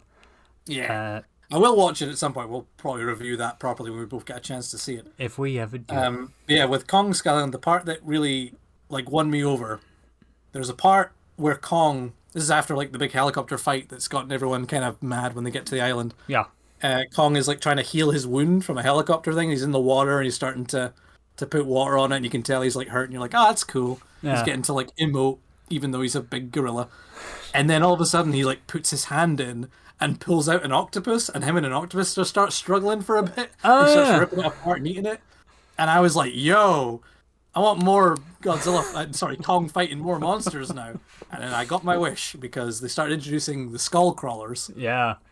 Oh, by the way, John C. Reilly, when he's in that film, he is Oh, literally yeah. the best character in all of the monster. I forgot he was in it until you just said that. And I was like, oh god, yeah, he's like a whole plot point. Yeah, he's so important. He and like the running theme in the Monsterverse films that always makes me laugh. It's not much in the first film, but from King of the Monsters, sorry, from Skull Island onwards, there's always one character that has to explain to you the plot of the past, where someone's like, John C. Reilly has to be like, oh yeah, you're all lucky Kong's here. You see, when Kong was young, his parents got killed by the skull crawlers, so now he protects the humans from the skull crawlers. And then later films always have a character being like, oh, I heard in legends that this monster fought this monster because of this, and they always have to give you Oh something. yeah, it's like King of the every time. Monsters is like, oh, there was a time where Ghidorah came down and rivaled Yeah. Godzilla for the They did the It's exact so same thing in Godzilla Kong as well. When they're in that Yes, temple. exactly. Yeah. It happens every time. So I yeah, suddenly, like, Skull Island mind has blown. that, and it's funny when you watch if you watch Skull Island now, you notice how like different Kong looks Because obviously he's a meant lot to be- younger, yeah. So apparently, fun little fact for anyone who's seen Godzilla X Kong right now, Kong in Skull Island is meant to be the same size that Zuko is in that Really? movie. Apparently so. I don't don't, know where but people Kong. got that from. I think Kong's a bit taller in Skull Island, right? Or we're just so used to Kong being abnormally huge that we're not I really guess well, it's because like Zuko's technically a different kind of gorilla, isn't he? He's Yeah, like an yeah. orangutan. So I don't know if maybe they just look different, but apparently that's what people are claiming. Apparently he's the same size that Kong is meant to be in Skull Island. Oh wow. Yeah, but the thing is, like, Which, yeah, it's like there's no Godzilla or anything in Skull Island, so you don't really know how big Kong is. Because No, they're all huge compared to humans. Let's be honest. you see the skull of one of the gorillas from Skull Island on the island when they're fighting the skull crawlers right at the end. You do see like a giant gorilla skull. I need to rewatch this And- movie. That's it. It's on Netflix because I just rewatched it. I have seen it on. It's on Netflix. Yeah. I never watched the cartoon. There's a cartoon anime Oh, of I saw. I Skull. have I haven't seen watched that that as either. well. I'm like, is I it keep gonna meaning be to. Now worth that I'm in it? a Godzilla, like a Kong mood, I might. Um, so yeah, obviously, as you say, at the end, there's that post-credit scene, and that's what sets up the Godzilla part, and they show Ghidorah and Mothra. Rodan and Mothra, Yeah. and I got so excited. And I felt bad because I was at the cinema by myself, and I'm looking around at everyone, being like, "Guys, they're doing Rodan. Rodan's gonna be in this film. He's a big old pterodactyl," and no one's reacting, and I'm just like, "All right, cool, just me." And I knew that at that point they had announced they were doing a Godzilla sequel, Yeah. but they hadn't said much about it. And then that was my confirmation of, oh shit, Ghidorah's coming. And I love Ghidorah. Ghidorah's like famously like the best like Yeah. Godzilla villain to most people. He's like basically his arch rival, even though every movie is like the first time of them meeting. It's just that they've met so many times that by default Yeah. he is his arch nemesis. It's, as I say, it's all the continuity stuff. Because every time they meet is technically their first meeting because of the continuity, but it works every time. Yeah. But yeah, no, it's so good. And then King of the Monsters came out, and it That's is such to a this day, good film. It's my favorite MonsterVerse film of all of them. King of the Monsters is my favorite Godzilla. In fact, it's my favorite Godzilla film. -1 and King of the Monsters fight for first place every time. I think I've only seen it once. I need to rewatch it, but I do remember when I watched it, I was like, it's "Oh my so god, good. this is such a good Godzilla movie." Because that's the thing about Godzilla 1. Is like, as we talked about, Godzilla's barely in it. And when he is in it, it's a lot of darkness, and he's kind of hidden a lot, and it's nice when you see him, but like they do kind of shy away from it a lot. King of the Monsters, from the first goddamn scene, he is there. He is walking on the screen. They're not hiding him. He's like in the bright light, like you see him, and you're like, there he Yeah. is. That's That's fucking Godzilla. Godzilla right there. They're not even bothering to hide him in this one. And then they set up the whole King Ghidorah's trapped in ice. Ghidorah breaks out, and Ghidorah's great because Ghidorah obviously has the 3 personalities Yeah. from each head, and that just makes it way more menacing. And you're like, oh, that's a great little villain feature there. Like gives the monsters something. Yeah, that give him a isn't bit of just, character. I'm an animal. True. What? Okay, I'm gonna wrap my brain about things I really enjoyed about King of the Monsters. Yeah. Billy Bobby Brown's dad, who I know we've both talked about in a previous podcast. I'll go into him in a minute. The guy who just knows everything and Yeah. demands respect suddenly as he plays. He just seems really cool. Her mum, on the other hand, is annoying as fuck. Ken Watanabe is the god of Godzilla movies, and I think I might have nearly cried when he died. But he did it in such a badass way, so it's cool. Yeah. I loved how much Godzilla now. How much Godzilla was in the movie, how much you saw of him, how much he could emote. Yeah. There is that whole debate of how he suddenly just stands up in the middle of the ocean. Yeah, there's that whole thing. I understand. He's a little inconsistent with the sizing, and I get that. But that's all these films. I stopped caring. Oh yeah, it's like, don't think too hard about it. It's just like, okay, so he was fully submerged in this water, and he's like swimming and flowing in the sun. He's like, okay, now he's just stood bolt upright in the middle of the sea. I like to think there's just a bit of land and it just dips. That's what I like to think. Exactly, it's fine. The fights were great. Charles Dance, I love that man in anything. He is such a good villain.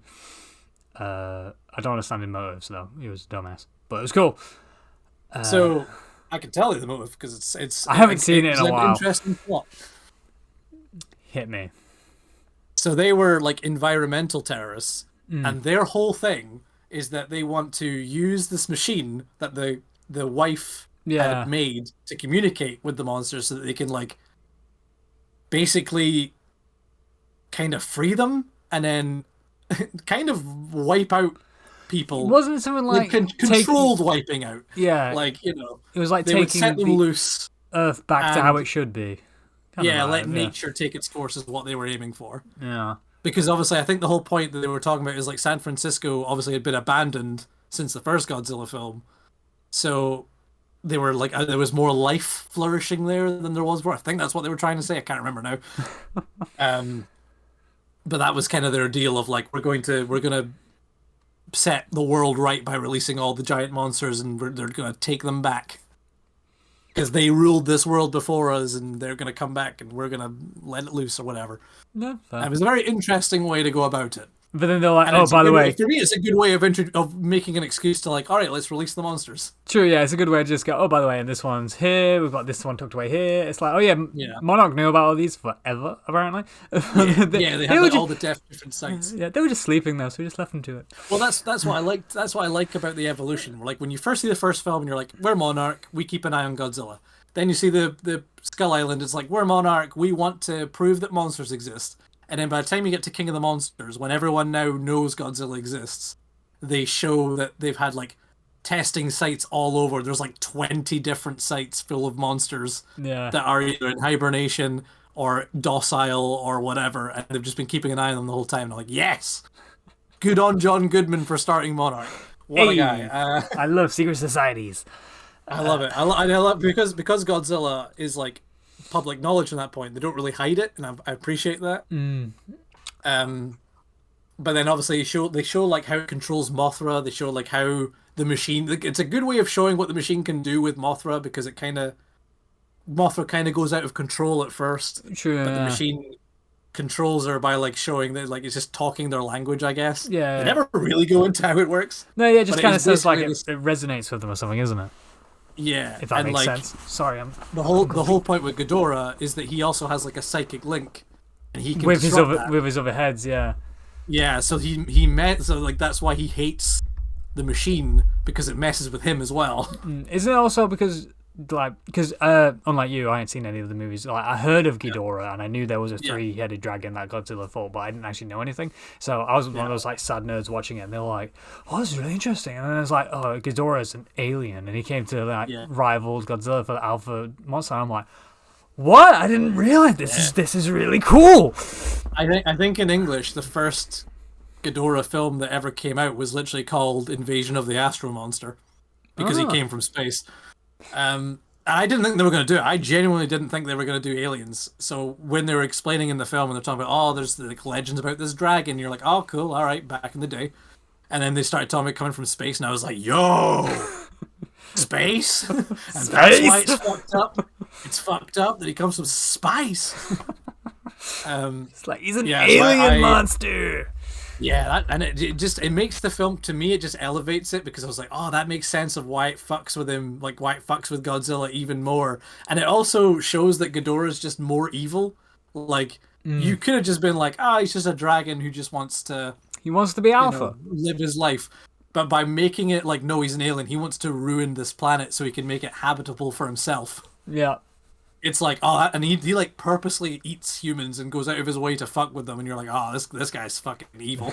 This is an evil It just fucking makes dragon. more sense. Because Godzilla, even in these films, although they treat Godzilla as a good guy, the way that Godzilla is treated is more of a, it's all about balance. Yeah. Like, Godzilla's just there to keep the peace. As long as no one's messing up, Godzilla doesn't care. But if you're in Godzilla's territory, he will fuck you up. Yeah, that seems to be the running theme, is that Godzilla's fine, these other monsters can exist, but the second they appear and start causing havoc, he's like, right, sit the fuck down.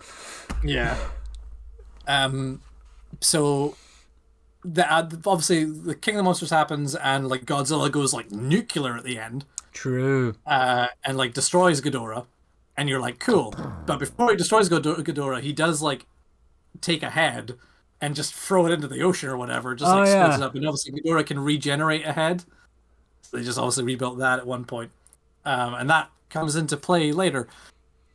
In terms of the human Post-credit characters... scene. Oh, that's it. Well, it comes into the end credit scene. But in terms of the human characters, Millie Bobby Brown's character, fine. Yeah. Yeah, I could have done without her, but I didn't mind her. I thought she was fine for what she was there for. The mum, again, I'm fine. I get that you're there for the plot. As you say, Charles Dance, great. He's always a good villain. Charles Dance is perfect in everything. The dad, though, is the quintessential description of an old Japanese Godzilla main character. He just knows everything. He's there. He controls a room full of military personnel, even though he's a guy who is a wolf watcher. He's like an animal documentarian or something. Oh yeah, he knows how animals work, isn't it? Yeah, he understands patterns of animals, and that's why he's like there and he's the expert. Because obviously his wife made the machine and he worked on the machine with her. They get his help or whatever. Inside knowledge. And it's just really funny to watch him command a room and be like, no, we can't use nukes. I say so. And I know, like, because I know how like, lions hunt. Yeah, he's the animal expert. We gotta listen to him.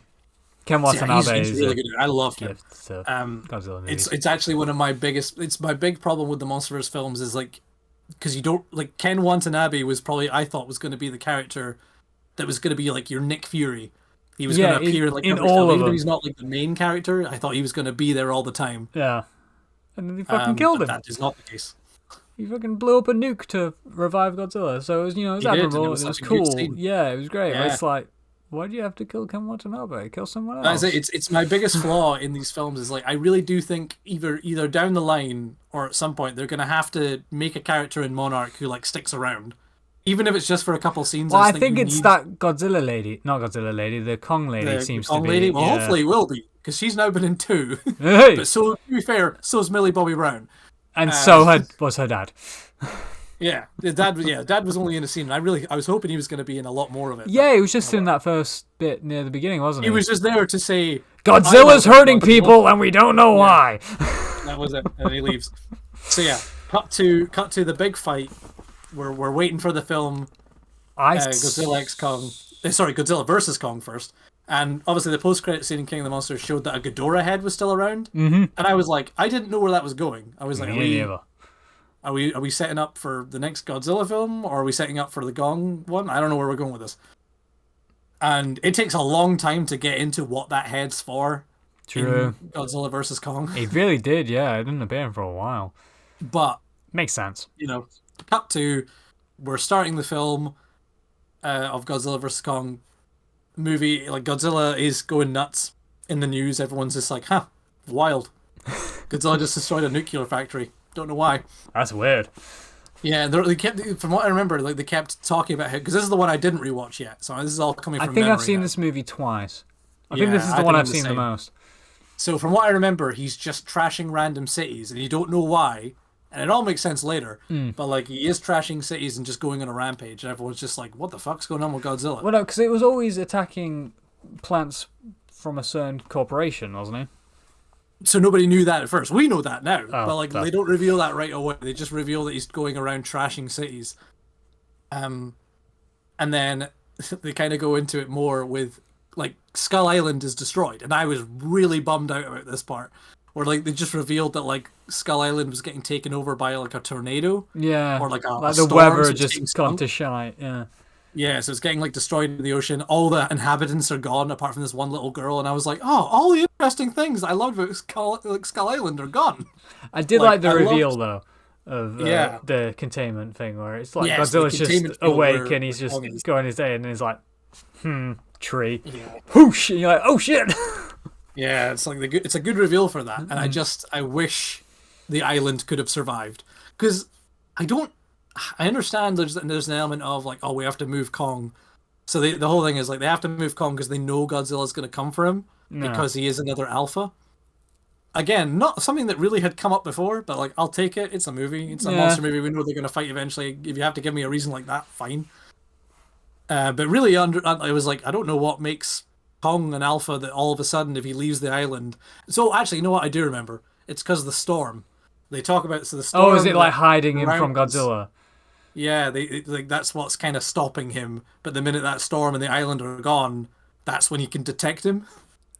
Godzilla has some weird ESP. They're trying to move him to a safer facility. That's their big Kong storyline. And Kong just wants a home. That's his thing. Essentially, yeah. That's his story arc. So everyone has set up the story arc of like, right, we need to move Kong because Godzilla's going to come after him. Godzilla's going on a rampage, we don't know why, and Kong just wants to go home, but he can't because his home's gone. Sad monkey. And then the running thing through these movies is that they keep talking about Hollow Earth. Yeah. And the Hollow Earth is just like how the monsters seem to be getting around, especially Godzilla. He seems to be able to get from one end of the world to the other, not instantly, but fairly quickly. And the way it's kind of described to me, I thought was just like, oh, it's tunnels. That's what it sounded in King of the Monster. It was like tunnel system, pretty much. They made it seem like a tunnel system, yes. And then this film takes that and goes, what if it was magic portals? And what if we just made it Journey to the Center of the Earth? What if we Essentially. just fucked with it? I love how And just whenever made a me and you take whole- the piss out of anything in the plot, we put on a really bad American accent. It's like, Ah, what if we just make it magical portals? Yeah, I know, right? And and don't get me wrong, I was so against this at first. I actually really liked it for the sequel, but for Godzilla vs Kong, I was not a fan of this weird world under the world thing. Yeah. Where I was just like, "What? We haven't talked about this at all." And I get You you. find a like, there's hole, weird- gravity inverts, and boom, Hollow Earth, where a giant monkey looks like a normal sized monkey because it's that big. And it's like, and because it always feels to be more questions of like, because again, they make it seem like, oh, it's a world under the world, and it's so big, and I'm like, where's the Earth core? Like, how is that affecting this? How warm is it down there? Where's the science? That annoy me. Yeah, like there's no sky, but it's bright down here. How does that make sense? So many questions. I'm screaming to the heavens about it every time. But, you know, for the film, I get it. You want Kong to go down there, and he has his own little backstory of, like, there was monkeys down here too. I guess his parents just ran to the island. And I wish they could at least explain to me how Skull Island broke apart. Yeah, was Like, it how kind does of Skull case Island of... break away from the core and end up there? That's very good. Do you know what? The amount of things I haven't thought about in these movies that... Because I'm just like, oh, giant lizard fighting giant monkey. Yay. Man, I wish it didn't haunt my brain every time. I just wanted to have a good time and be like, why is Skull Island a thing? Like, how does that make sense? Because they clearly have the monkey lore. And I don't know if maybe the parents didn't know about the lore because the parents are fighting skull crawls. Maybe the parents had nothing to do with that. Did the parents is it like Superman? Did the parents escape with the young child? But then Hollow On Earth the island, wasn't just like... for the... Hollow Earth wasn't being destroyed or anything. It was totally fine. So it's like, Yeah, what I have more happened? questions. Maybe it was Ghidorah. No, because he was on the surface. Yeah. Oh, I don't know. That's later, yeah. Because that's the other thing about Ghidorah is I'm like, right, when Ghidorah came down, was that on top of the world or was that in the Hollow Earth underneath? Like, when did Ghidorah come in and start fucking things up? Did Ghidorah even know there was a world underneath the world? Yeah. I have so many things that piss me off. Because then they Yeah, go into like- that in Godzilla X Kong, basically saying how the Titans were on the surface world and Yeah. the Great Apes were in the Hollow Earth, and it's always been that way. And it's like, Right. so why did explained that Kong more end than- up on the... Yeah, you've explained that more than I figured out, but like, Oh, yeah, so... it's basically said in the beginning of the movie. Pay attention. Yeah, that's the thing. So they get to me. They get to me by like they travel with Kong, and he has the sign language, which is a good way of, I guess, getting to talk about his feelings without people just magically knowing. True. They have the little girl, the little Iwi girl from the island, and she has. That's the thing. They go into it more in the sequel, but the one thing that annoyed me in the first film was like, what happened to her people? They were True. very like into Kong, and like it feels like she's just taking this in stride, even though this should be very like fish out of water. Like, what is a mobile phone? What is a boat? Like, I feel like they should have been a lot more. I don't understand what any of this is, but they never really went into it. So I was like, all right, cool. Kid's just from the island, and I guess she's fine. Yep. Well, to be honest, because Monarch had been there the entire time, like since she'd been born, probably. So she's probably been around. I never understood. That's why I never got what the situation was there, because the island was already like in process of getting destroyed, I guess. True. So you get the big boat fight, which is class. Oh, I do Godzilla love and that. Kong fight on the boat, Good scene. and that's your first like proper conflict. And I'm a big fan of that. I remember It's watching big. it. I'm like, how's this gonna work? It's like neither of them can fly. Kong can't really Yeah. swim. The only thing you question is like, how the hell is this jet launcher ship thing holding the weight of Godzilla and King Kong? Yeah, 100% makes no sense. Is that not even are they just stepping on it? Like at one point, Godzilla full on like dolphin jumps out of the water and lands on this thing, and it does not submerge. It just goes I don't skidoof think duff. it even shakes. Whereas Kong can be on a thing, Godzilla can hit it, and the whole thing just flips instantly. Yeah. But it was a very cool fight, and I love because it's in Sea of the Monsters when they introduced Godzilla using atomic breath through water. Yeah. And the whole when like, oh, where's Godzilla? And Kong's like looking over the water, and it's like, oh shit, and it's like, oh, it's so cool, it's so cool. Yeah. My only gripe, and it's not really a gripe, but the general consensus is that me and you are hashtag Team Godzilla. Yeah. We're just big Godzilla fans. So don't get me wrong. I love the giant monkey. I just don't really care as much as I do for the giant lizard. But the last two movies seem to give off this Kong as the main character kind of thing. Probably because you can because of the sign language and emotions and the fact that he's a mammal, I Yeah. think they think you can like resonate more with Kong than you can Yeah. with the lizard, which is always a shame. Because I'm like, I'd rather just see the lizard side of the story. To be I honest. guess it's hard because like Godzilla can't emote like Kong can. He laughs in Godzilla X Yeah. Kong. Yeah. No, he didn't. 'Cause In that's Godzilla versus Kong, he laughs at Kong. Yeah, he laughs. Because like the closest thing to like emotional you get is obviously the connection that Godzilla and Mothra have. Mm. It's all very because the thing about Godzilla is it's usually every emotion he has is angry. Like there's the part where Mothra dies in King of the Monsters, and you can tell Godzilla's furious about it. He's pissed. But it's also very animalistic. It's not like oh no, I have to stop fighting and feel bad. It's very like instant of I can't believe you did that. Back to fighting. Yeah. Yeah. So like when you get to like learning about Kong's like heritage of like oh they had like a Godzilla scale, so like the Godzilla creatures must have been fighting the Kong creatures for a while, and Oh yeah, I Kong's remember made that. and the Kong's made an axe out of the thing. I still don't understand. That for some how reason that powers happened. up their temple if it has power in it or whatever, and it makes an energy. That's the biggest problem I have with this film. It's all about energy source, and the Yeah. energy source can apparently be found in Hollow Earth. And you can transfer energy via Wi-Fi. Yes, and this is all because the human race wants to make Mecha Godzilla, so that he can fight Godzilla. I actually don't know why they tried to. Do you know make what? I Mechagodzilla really like in- this movie, but as we're talking about it, I'm like, this movie makes no fucking sense. Oh, it's to me. Like, don't get me wrong. Although I said I would put Godzilla 1 at the bottom, this is still the one to me that makes the least amount of sense, and it's the goofy fun. It's just 70s. Like you're here to watch the monsters fight. Everything else they say you literally just have to roll with, because if you start thinking about it too long, like I do with the whole Hollow Earth stuff, you're gonna lose your grip. I think So this you is have why to I enjoy literally- it. Just like this film is literally you have to turn your brain off and just roll with it. that's fair. Yeah, I do enjoy it then- because my simple brain is like, oh, giant lizard fighting giant monkey.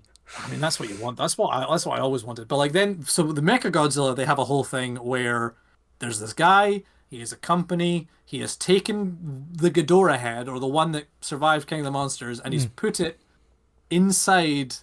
I don't even think it's actually inside Mecha Godzilla. No, I it's think like a little inside the pilot station in the Yeah. base, and he uses And- the psychic link to control Mechagodzilla. Yes. And that's the whole thing. But they need a power source to make it work, because obviously it's a giant mech the size of Godzilla. Yeah. So you have to get a power source to do it. And again, they don't even know if the power source is in Hollow Earth. They're just guessing, if I remember correctly. I thought it's some And like that's the whole thing, is pre-initial they set up a big scans. expedition. Yeah. Yeah. Because didn't They set up Skarsgård's brother originally attempt to get to Hollow Earth, but he died because they weren't prepared something for like it. that. Yeah, there's a whole thing. So they think they're like pretty positive the power source is down there, but they don't know. And they use this like weird spaceship hovercraft thing that again, you're just you have to roll with it and be like, all right, with Star Wars now, we're in a ship. It just takes off and flies. Good stuff. Doesn't work like a plane, Once Godzilla exists in the world, technology is nothing. We can figure anything literally. out. And the thing is, again, it's not even this film's fault. That happens in old Godzilla films. They'll randomly introduce spaceship hovercrafts that just exist now. And you, again, even in the old Japanese ones, you just roll with it. You're like, all right, I guess that's how this works now. But again, I guess part of the reason you roll with that one is because it's a man in a suit. True. So you really have to take that mindset. Dumb and it be down right. a bit, yeah. Yeah. It is what it is. So, yeah, they do get the power source, and then they do manage to get that into Mechagodzilla, and they're testing it by killing skull crawlers. No. Which is a pretty cool scene. They like grabs the skull crawler and like True, uses like laser rips it in through half. the middle. That was pretty pretty sick. Here's the part that pisses me off that Oh. nobody talks about because it doesn't come in to the plot of the movie really. The guy that's piloted that film, do you know who that is? Please don't tell me it's Ken Watanabe's son. It is Ken Watanabe. Oh, I thought it might have been. Why is he a bad guy? He's meant to be Sarazawa's son, who's like bitter at Godzilla for like taking his dad away. They don't talk about that once in the movie. Yeah, it was a guess. I His just guessed the name, I think, Japanese dude gets was said related to the twice. other Japanese dude. Yeah. Like his name gets said twice or something, and I didn't even catch it for the first time I saw it. Yeah, I didn't. I It was purely in the just guessed that then. novelization they talked about it. Jesus. Hello, Tara. How are you doing? Sorry.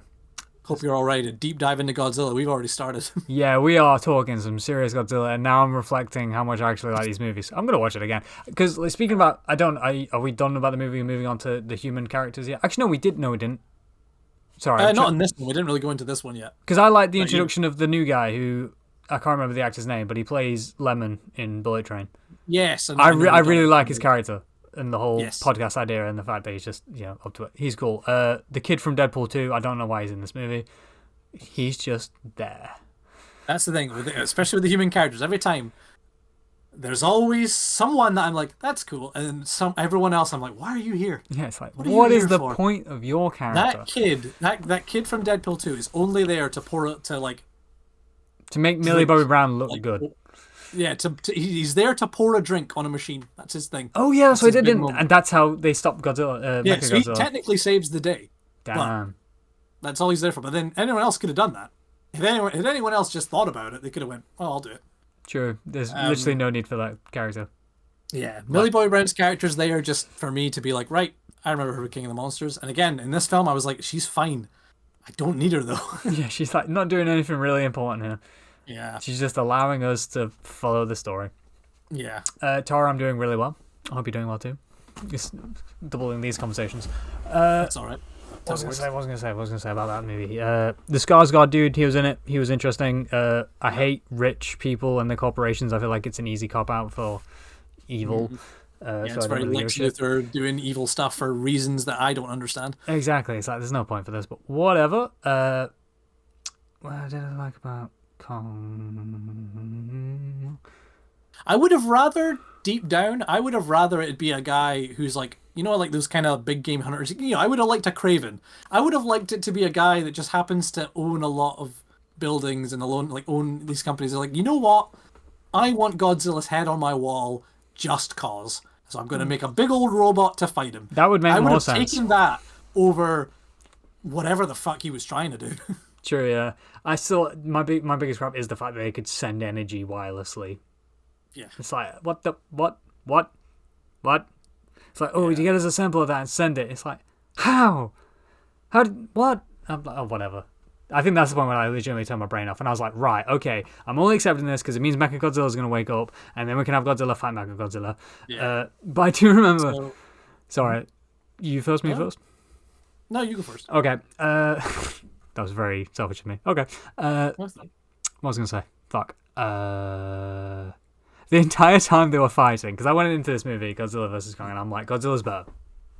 Yeah. Whatever they say, if they try and make Kong the main character, I don't care. Godzilla is better, and he better not lose this fight. And so anytime they were actually doing the fight, and like, it didn't make me happy when Kong had to help Godzilla to defeat Mecha Kong. I'm like, no. I was like, Godzilla doesn't need help. Godzilla's a badass. He can beat anyone. And it's like, don't make Kong the savior of the day. Godzilla is a beast. But I was satisfied with the conclusion. And then, because didn't they keep fighting at the end or something? And didn't Godzilla just... Oh, no, it's during... Sorry, I'm remembering this movie in completely wrong order. But it was the bit when they were fighting in... It's China, isn't it, where the last bit... I think it's Tokyo, but I could be wrong. I thought it was China. Anyway. It could be China. I can't remember. There's a point where Godzilla... It's all neon, that's all I remember. Yeah, it's all bright neon.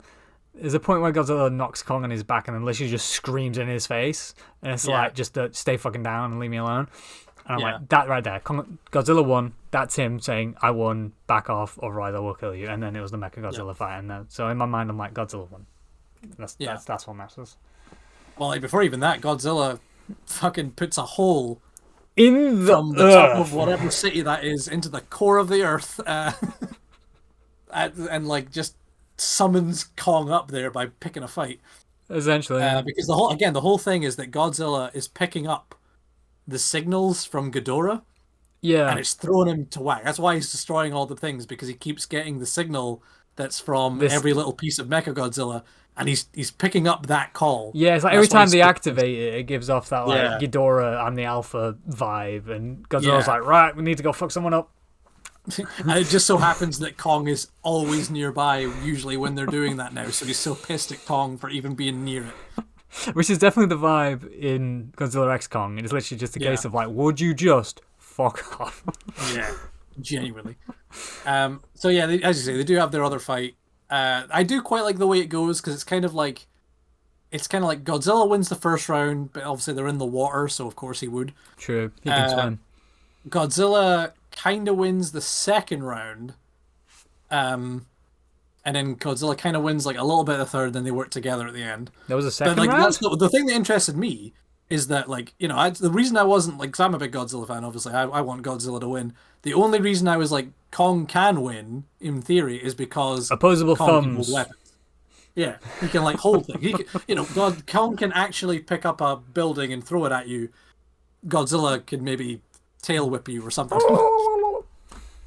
That's the only thing that I thought he had, because obviously when I watched Skull Island, and when there's a point in that movie where he takes like a boat anchor or something, he like takes a chain and has like a helicopter propeller thing or whatever, and just like has a weapon out of it, and I was like, yo, this makes him a match for Godzilla in my eyes. True, it's like he can actually use weapons. It's like he only really matches him when he has the axe.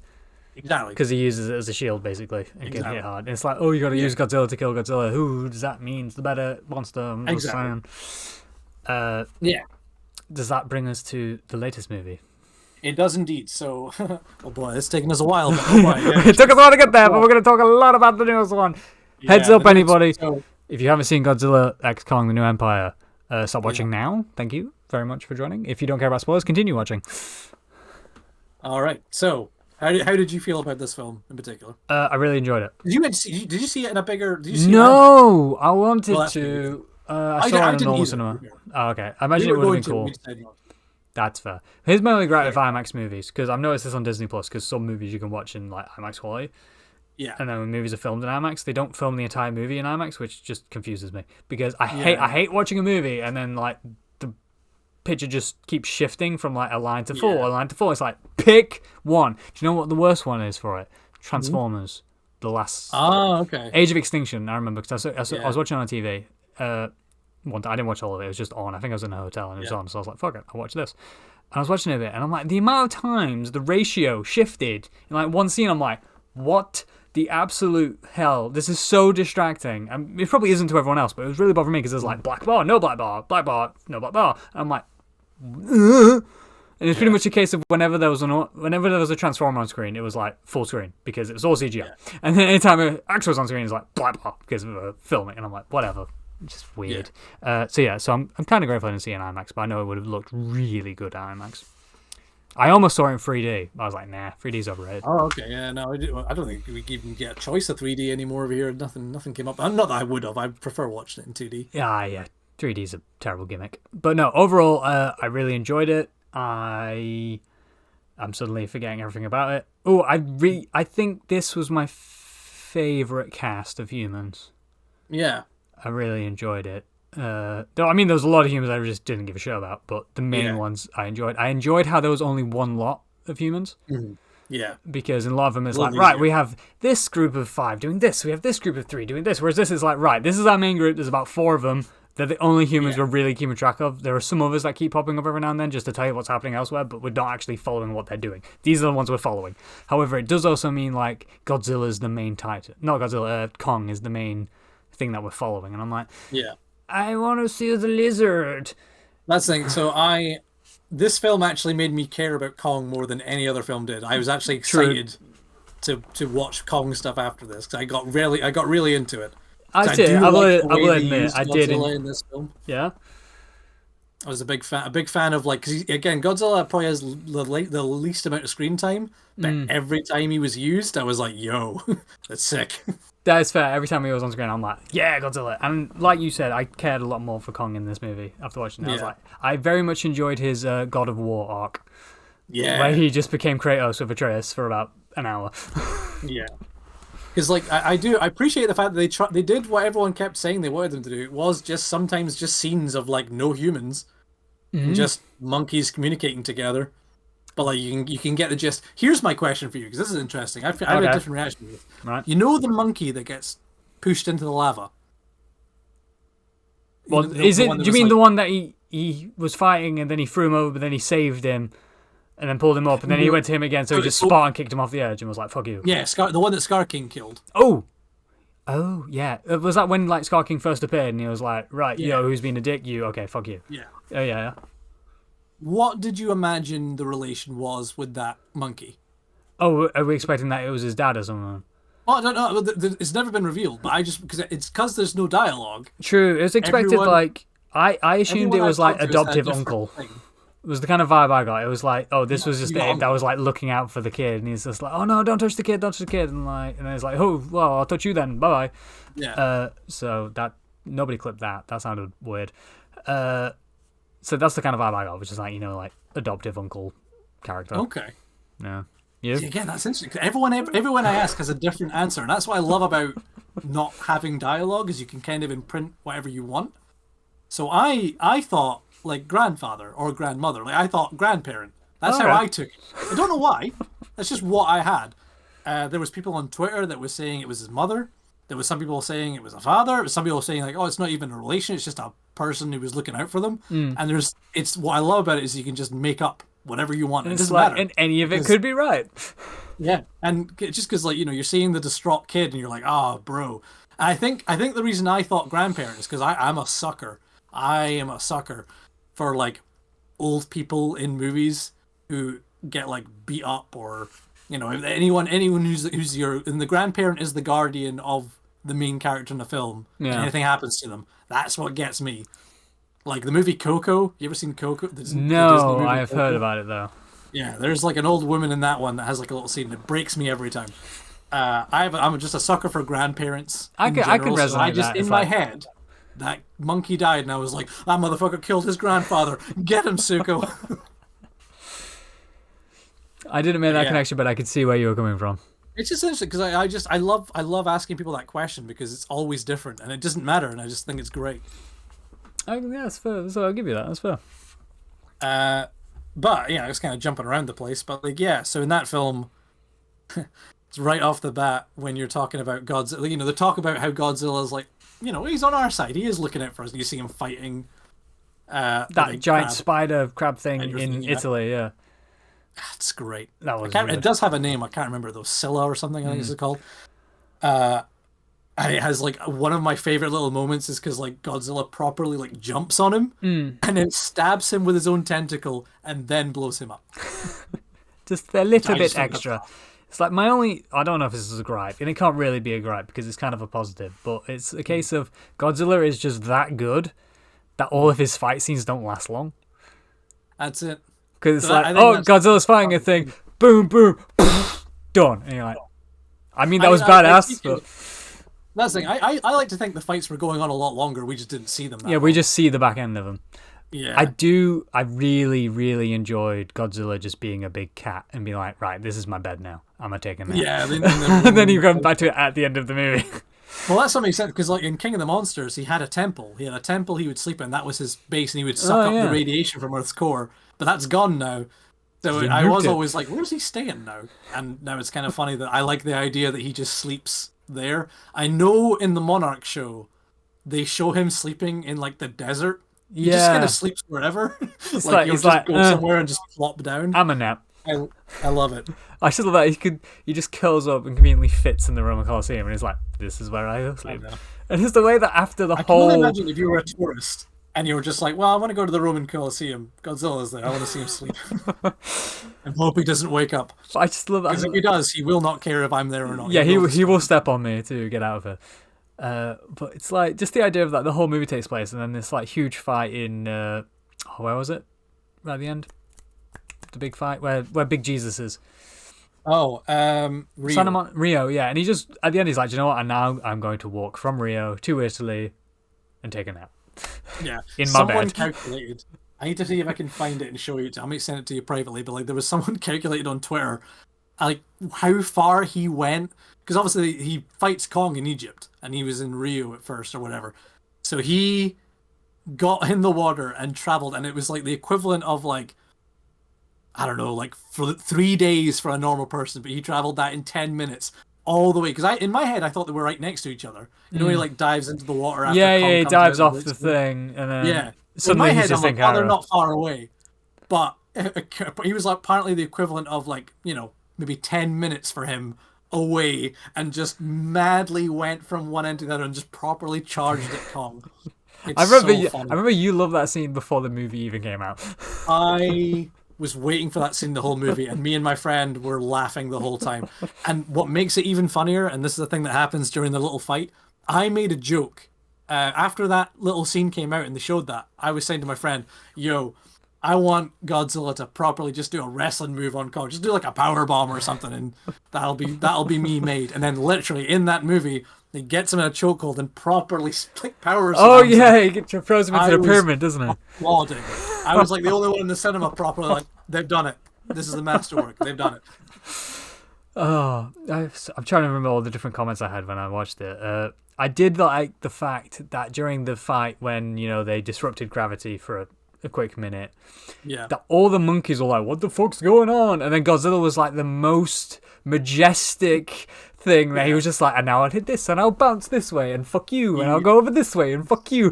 He was just like so like, "Yeah, I'm a giant lizard. I can fly." Well, he can't, but it's just like, "Oh, no gravity, not a problem." Whee! It's my favorite thing about Godzilla in that film is he's always just fighting. He's True. apart from that point where he's sleeping at the Coliseum, he is always going to fight. Even at the point where I was laughing at this because it was like when they're floating in the air for a minute, he's the first one to start fighting again. Everyone else is still getting their bearings, but he's the first one to properly already be like, all right, the fight continues. And I love him for it. Well, the monkey's like, "What's going on?" He's like, "I'm gonna kill you just floating." The fight scenes in this film I thought were really, really They good. were Like really even good. the beginning part with Kong fighting the other monkeys That was such a and good using fight. Suko as a bat. That was hilarious. And then I don't know how many movies I've seen this trope in, but at the end when someone starts running and they just pick up a rock and go, and it punk on the head. Beautiful every time. Every single time. It's so satisfying. Yeah. It's like, oh, I love it. I did love, like I was saying, I loved the God of War segment where he just became Kratos with an axe, like leading Atreus just like away. trying to feed Suko and Suko not wanting to take it. And just like Little Zuko's like, things "Oh yeah, we're just gonna have a bath in this water," and Kong's like, "Okay, yeah, let's have a bit of a clean." And then fucking, "Oh Jesus Christ!" And he runs off, and he's like, "Dude, what the fuck? Yeah. I killed it." And I think this is the easiest plot that the humans have had that I could just, easily Exactly. digestible. It's why I was don't mind just- it. It was just one group, go do a thing. Yeah. Yep, and it was just very much like hey, we've lost contact with these things. We better go check that out. Hey, there's a giant handprint, but it's not Kong's. What's that about? We should go check that out. That's all it is. Yeah, pretty much. Yes. And I appreciate it for that. Also, I can't remember his name, but you probably know who I'm on about. The Kong's vet. Yeah, the vet guy. Yeah, he was class. He was I awesome. said this when I came out of the film. This was the most 80s movie I've ever seen in 2024. That's what Where I'll give you everything that. just felt so over the top and the music felt very like synthy, and I was like, this is class. What's going on here? Because everything's so convenient, but it's that perfect Godzilla cheesiness where it's like, hey, you need a giant glove that can help Kong? Conveniently, Well, I have thank God one we just right had here. prototype over here. Thank God it's just at the base we landed at. Thank God for that. And just like connects to him without anyone having to Yeah, set it's it just up. like, oh, an autopilot. And I'm like, that's a very clever autopilot.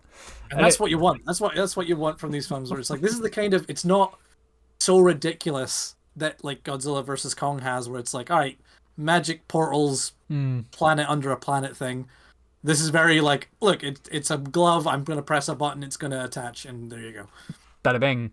Oh, what was I Yeah. going to say? I don't know. I don't know if this was a gripe or it was just a passing comment. But again, going back to, I love how Monarch is just monitoring all the Titans, and I love the fact that they're no longer asleep. It's like, oh yeah, there's a Titan over there. It's awake. He's not. Yeah. He's just doing his thing, so we don't really care about it. But I love it's like, oh yeah, there's Tiamat up in Antarctica, whatever. Yeah. She's cool. She's there. She's holding a load of power. She's not really doing much. Godzilla's there to go kill her and steal her power. It's like, how long has she been there? And Godzilla's not giving a shit. And now he's like, I need a power up. You're hoarding all the power. Sorry, bitch. Yeah. You're gonna die. That was my thing with that because like the way they made it seem to me because I saw on Twitter everyone was kind of like, wow, what a dick of Godzilla to just kill Tiamat who's just chilling. I was like, but didn't they say in the film that Tiamat was like taking the radiation from the sun, and wasn't that going to cause problems for us down the line? True, but Like, it's like it that's never what I came up thought. before. It was just like, oh yeah, Tiamat's there. She's hoarding radiation. Yeah, that's what she does. And then it's like Godzilla's gonna go there and steal it. It's like, It's like, oh, okay. I don't know a lot about the ecosystem, but I feel like the last place I want my radiation is the Antarctic. That's a fair point. Well, if she was absorbing it all, then the ice would be fine, right? I guess. I don't know. She was living in an iceberg from what it seems, and then Godzilla comes in and takes her home. I love that. It's just like, oh yeah, he's going into Tiamat's lair. It's like, poor Tiamat was just chilling, and Godzilla turned up. It's like, hey, I need you. I need your energy. Okay, bye. Well, here's my thing. When it comes to Godzilla, again, Godzilla's a force of nature, so I don't mind it. I'm never like technically feeling bad for the other monsters. Oh, I thought it was funny. Especially because I am like I'm of this thing of like, look, if you're near Godzilla, you gotta bow. If you want to live, bow to Godzilla. And Tiamat, when he came round, was like, "Whoa, I'm gonna fight." True. So I'm like, look, Tiamat had it coming. Should have seen it coming. Godzilla killed a dragon. Rules of the jungle. He had a dragon. Yeah, that's fair. It's all on them for me. Yeah, if you throw a blow at Godzilla, prepare to die. Yeah. Yeah. But what I always appreciate is like they never made Godzilla seem weak at all. Oh, even when they talked about Scar King, and the whole point was Godzilla by himself, apparently, from what the cave paintings were trying to tell us. Godzilla buried the monkeys because he was struggling to beat them all, but he managed to still cave them in and keep them down there. And I'm like, that's sick.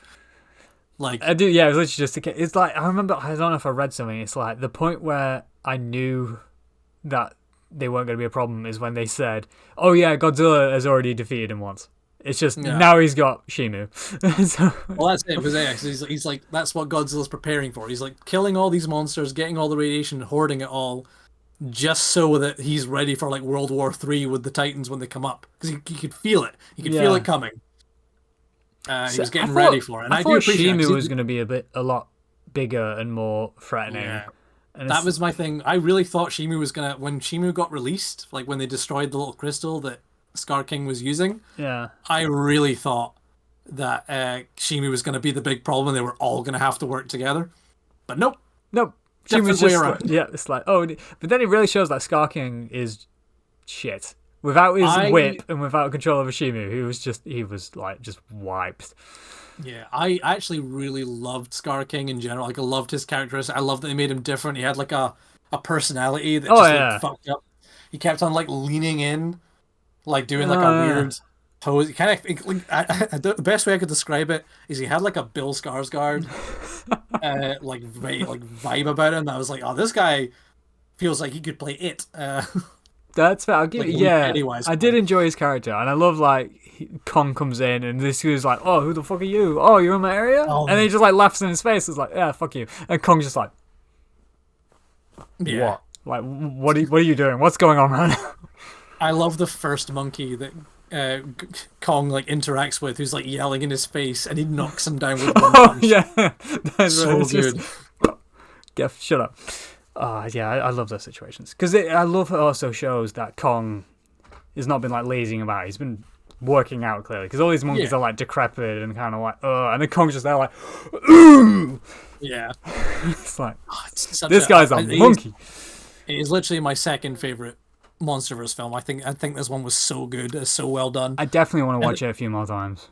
Yeah, I mean, as I say, even as a Godzilla fan, you'd think I'd be mad that Godzilla isn't in it as much as you'd think he would be. But it doesn't even matter to me because I'm like, nah, they used him good every time he did. I never felt bad anytime he showed up. True. He was good all the time. And his theme's still badass. The charging of the... Fuck. Oh my god, what's wrong with my brain? The breath thing.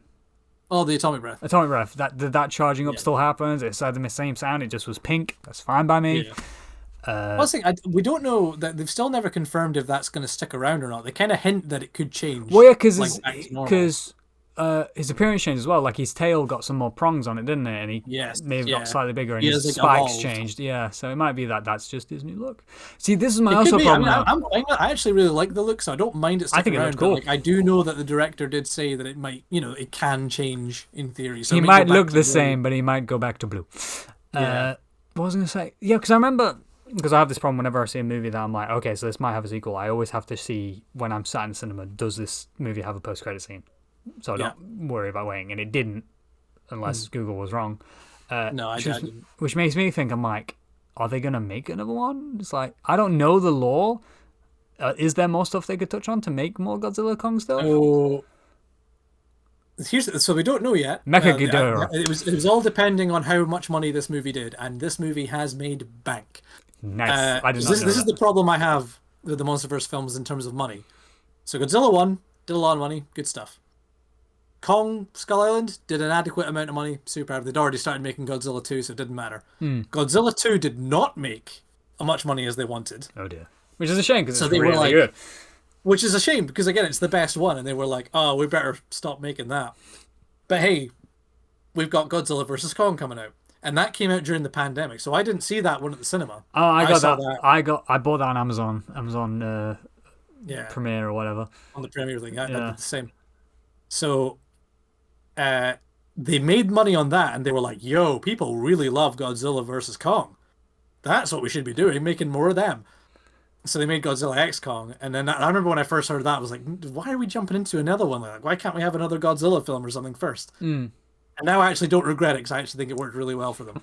I don't know where they go from here, but it has earned enough money that I think they're definitely going to make another MonsterVerse film. True, just don't. Oh, maybe maybe they'll introduce the flying turtle thing. Gamera? No, I don't know. They might be like, "What's another giant Japanese monster we can throw in?" Yeah, And then have a yeah, freeway I team think up. Gamera is owned by Toho, but it's not technically part of the Godzilla mythos. But That if is they not wanted true. to try it, I don't know. I think it'd be a cool idea. It's a flying giant turtle. So it's hard to introduce another monster when they've because Gamera is like a protector of humankind. True, so you can't So it's have like a hard to make third them protector that just comes out of nowhere. It's like, oh yeah, he was around Yeah. all the time. It's like, well, where the fuck was he during all the other stuff that's been going on? So that it makes it hard when you're like, right, so we've got Mothra who protects the humans, then you've got Godzilla who protects the planet, then you've got King Kong who protects the humans as well, and then you're gonna if you want to introduce Gamera as well, you're like Gamera, another protector of humans. So that's 4 good guys, and we don't. So That's I fair. really want them to go. I want them to be able to get some of the other Toho monsters because the one I really want to see. Oh crap! I forgot his name. I have to look this up. Is it the one in the video you sent me? Yeah. That Yeah. bug-looking dude. One that just looks like an alien. He very much does. It's like that whole thing creeped me out, and then I think it's interesting. You know how they have the woman that crazy. I have no idea because Yeah. it was in Japanese and she wasn't really saying anything. Yeah, it's not really much of a plot because we don't know who that is. It's just a random. Here's a wee mini movie that's like 10 minutes long, 8 minutes long. Megalon.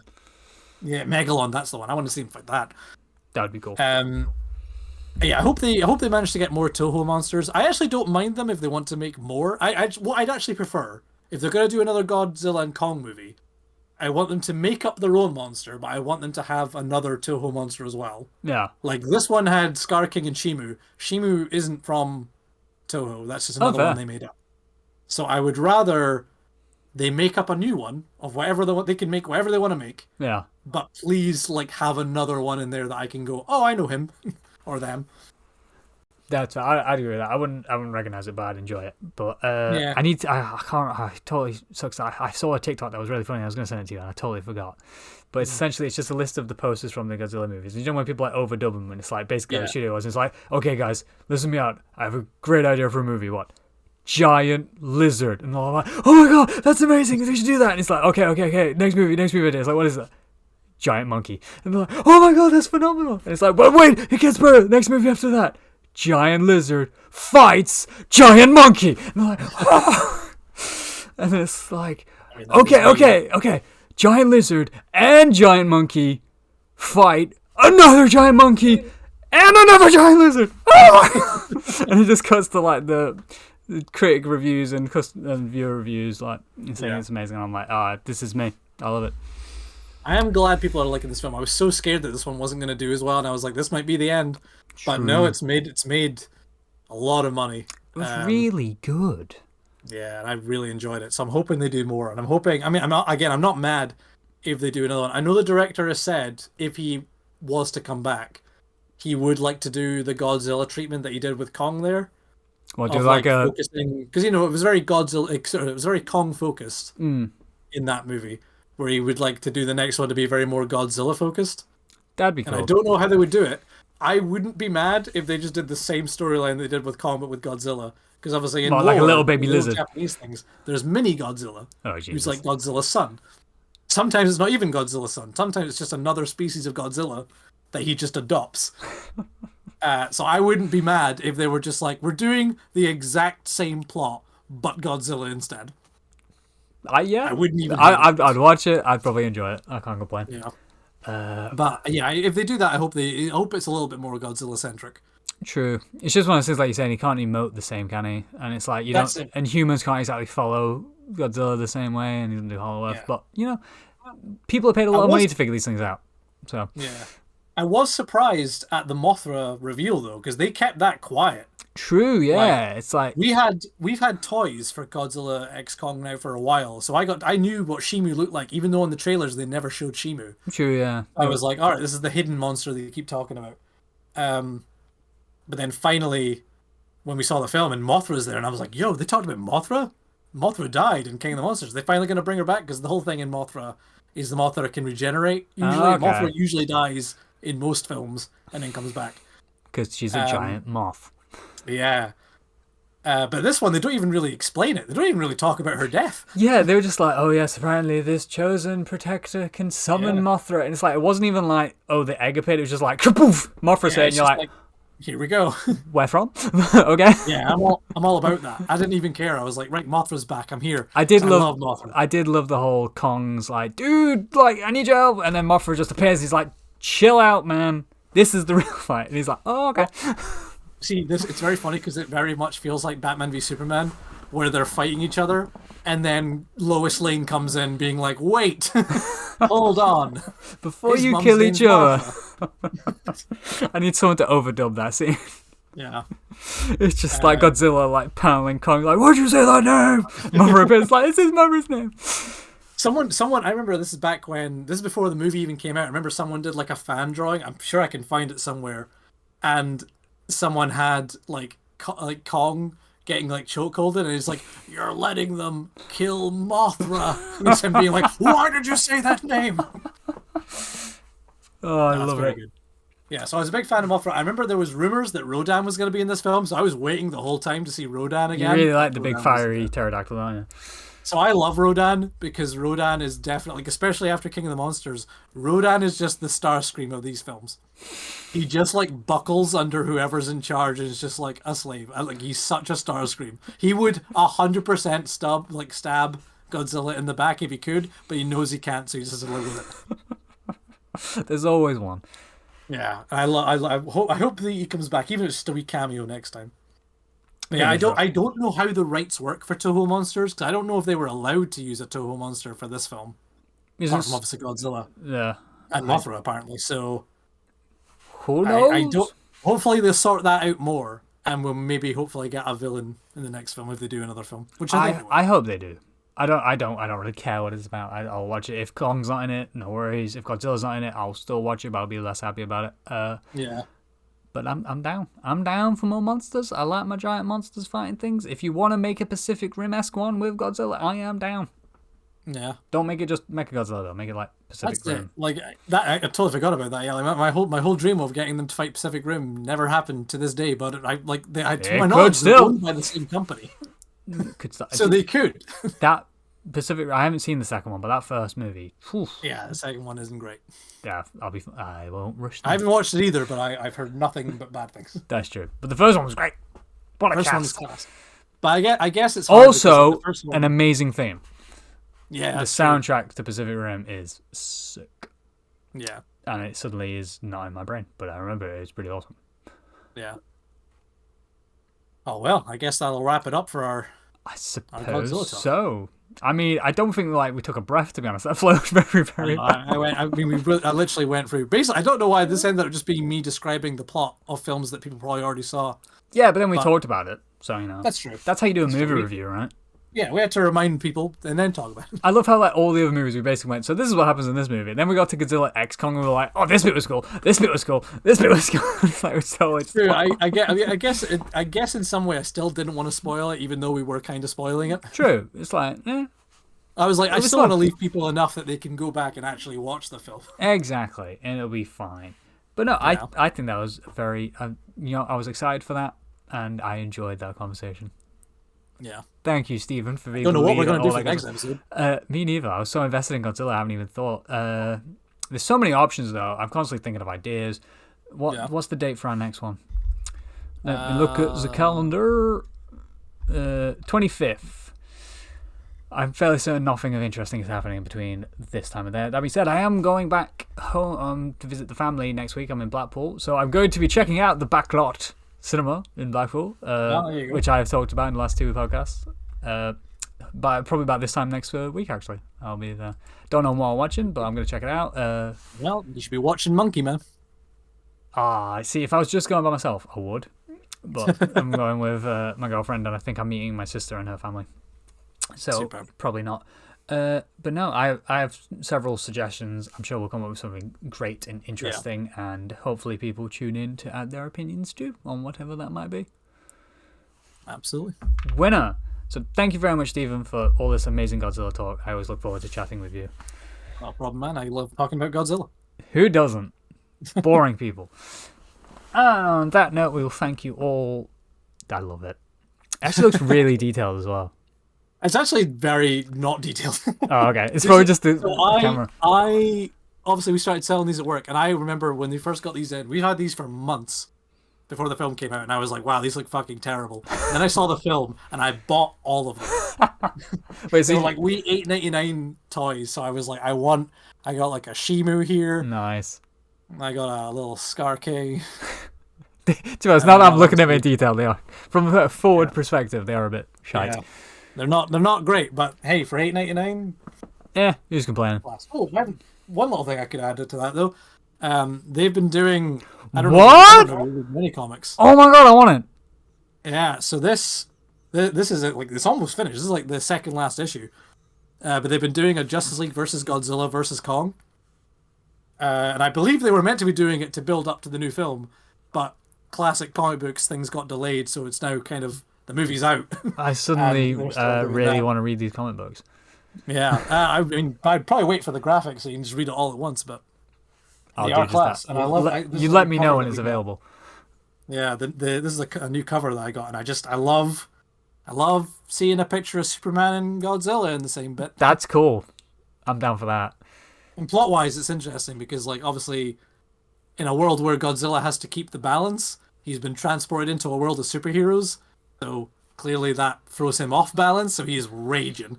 He's raging at Superman for existing.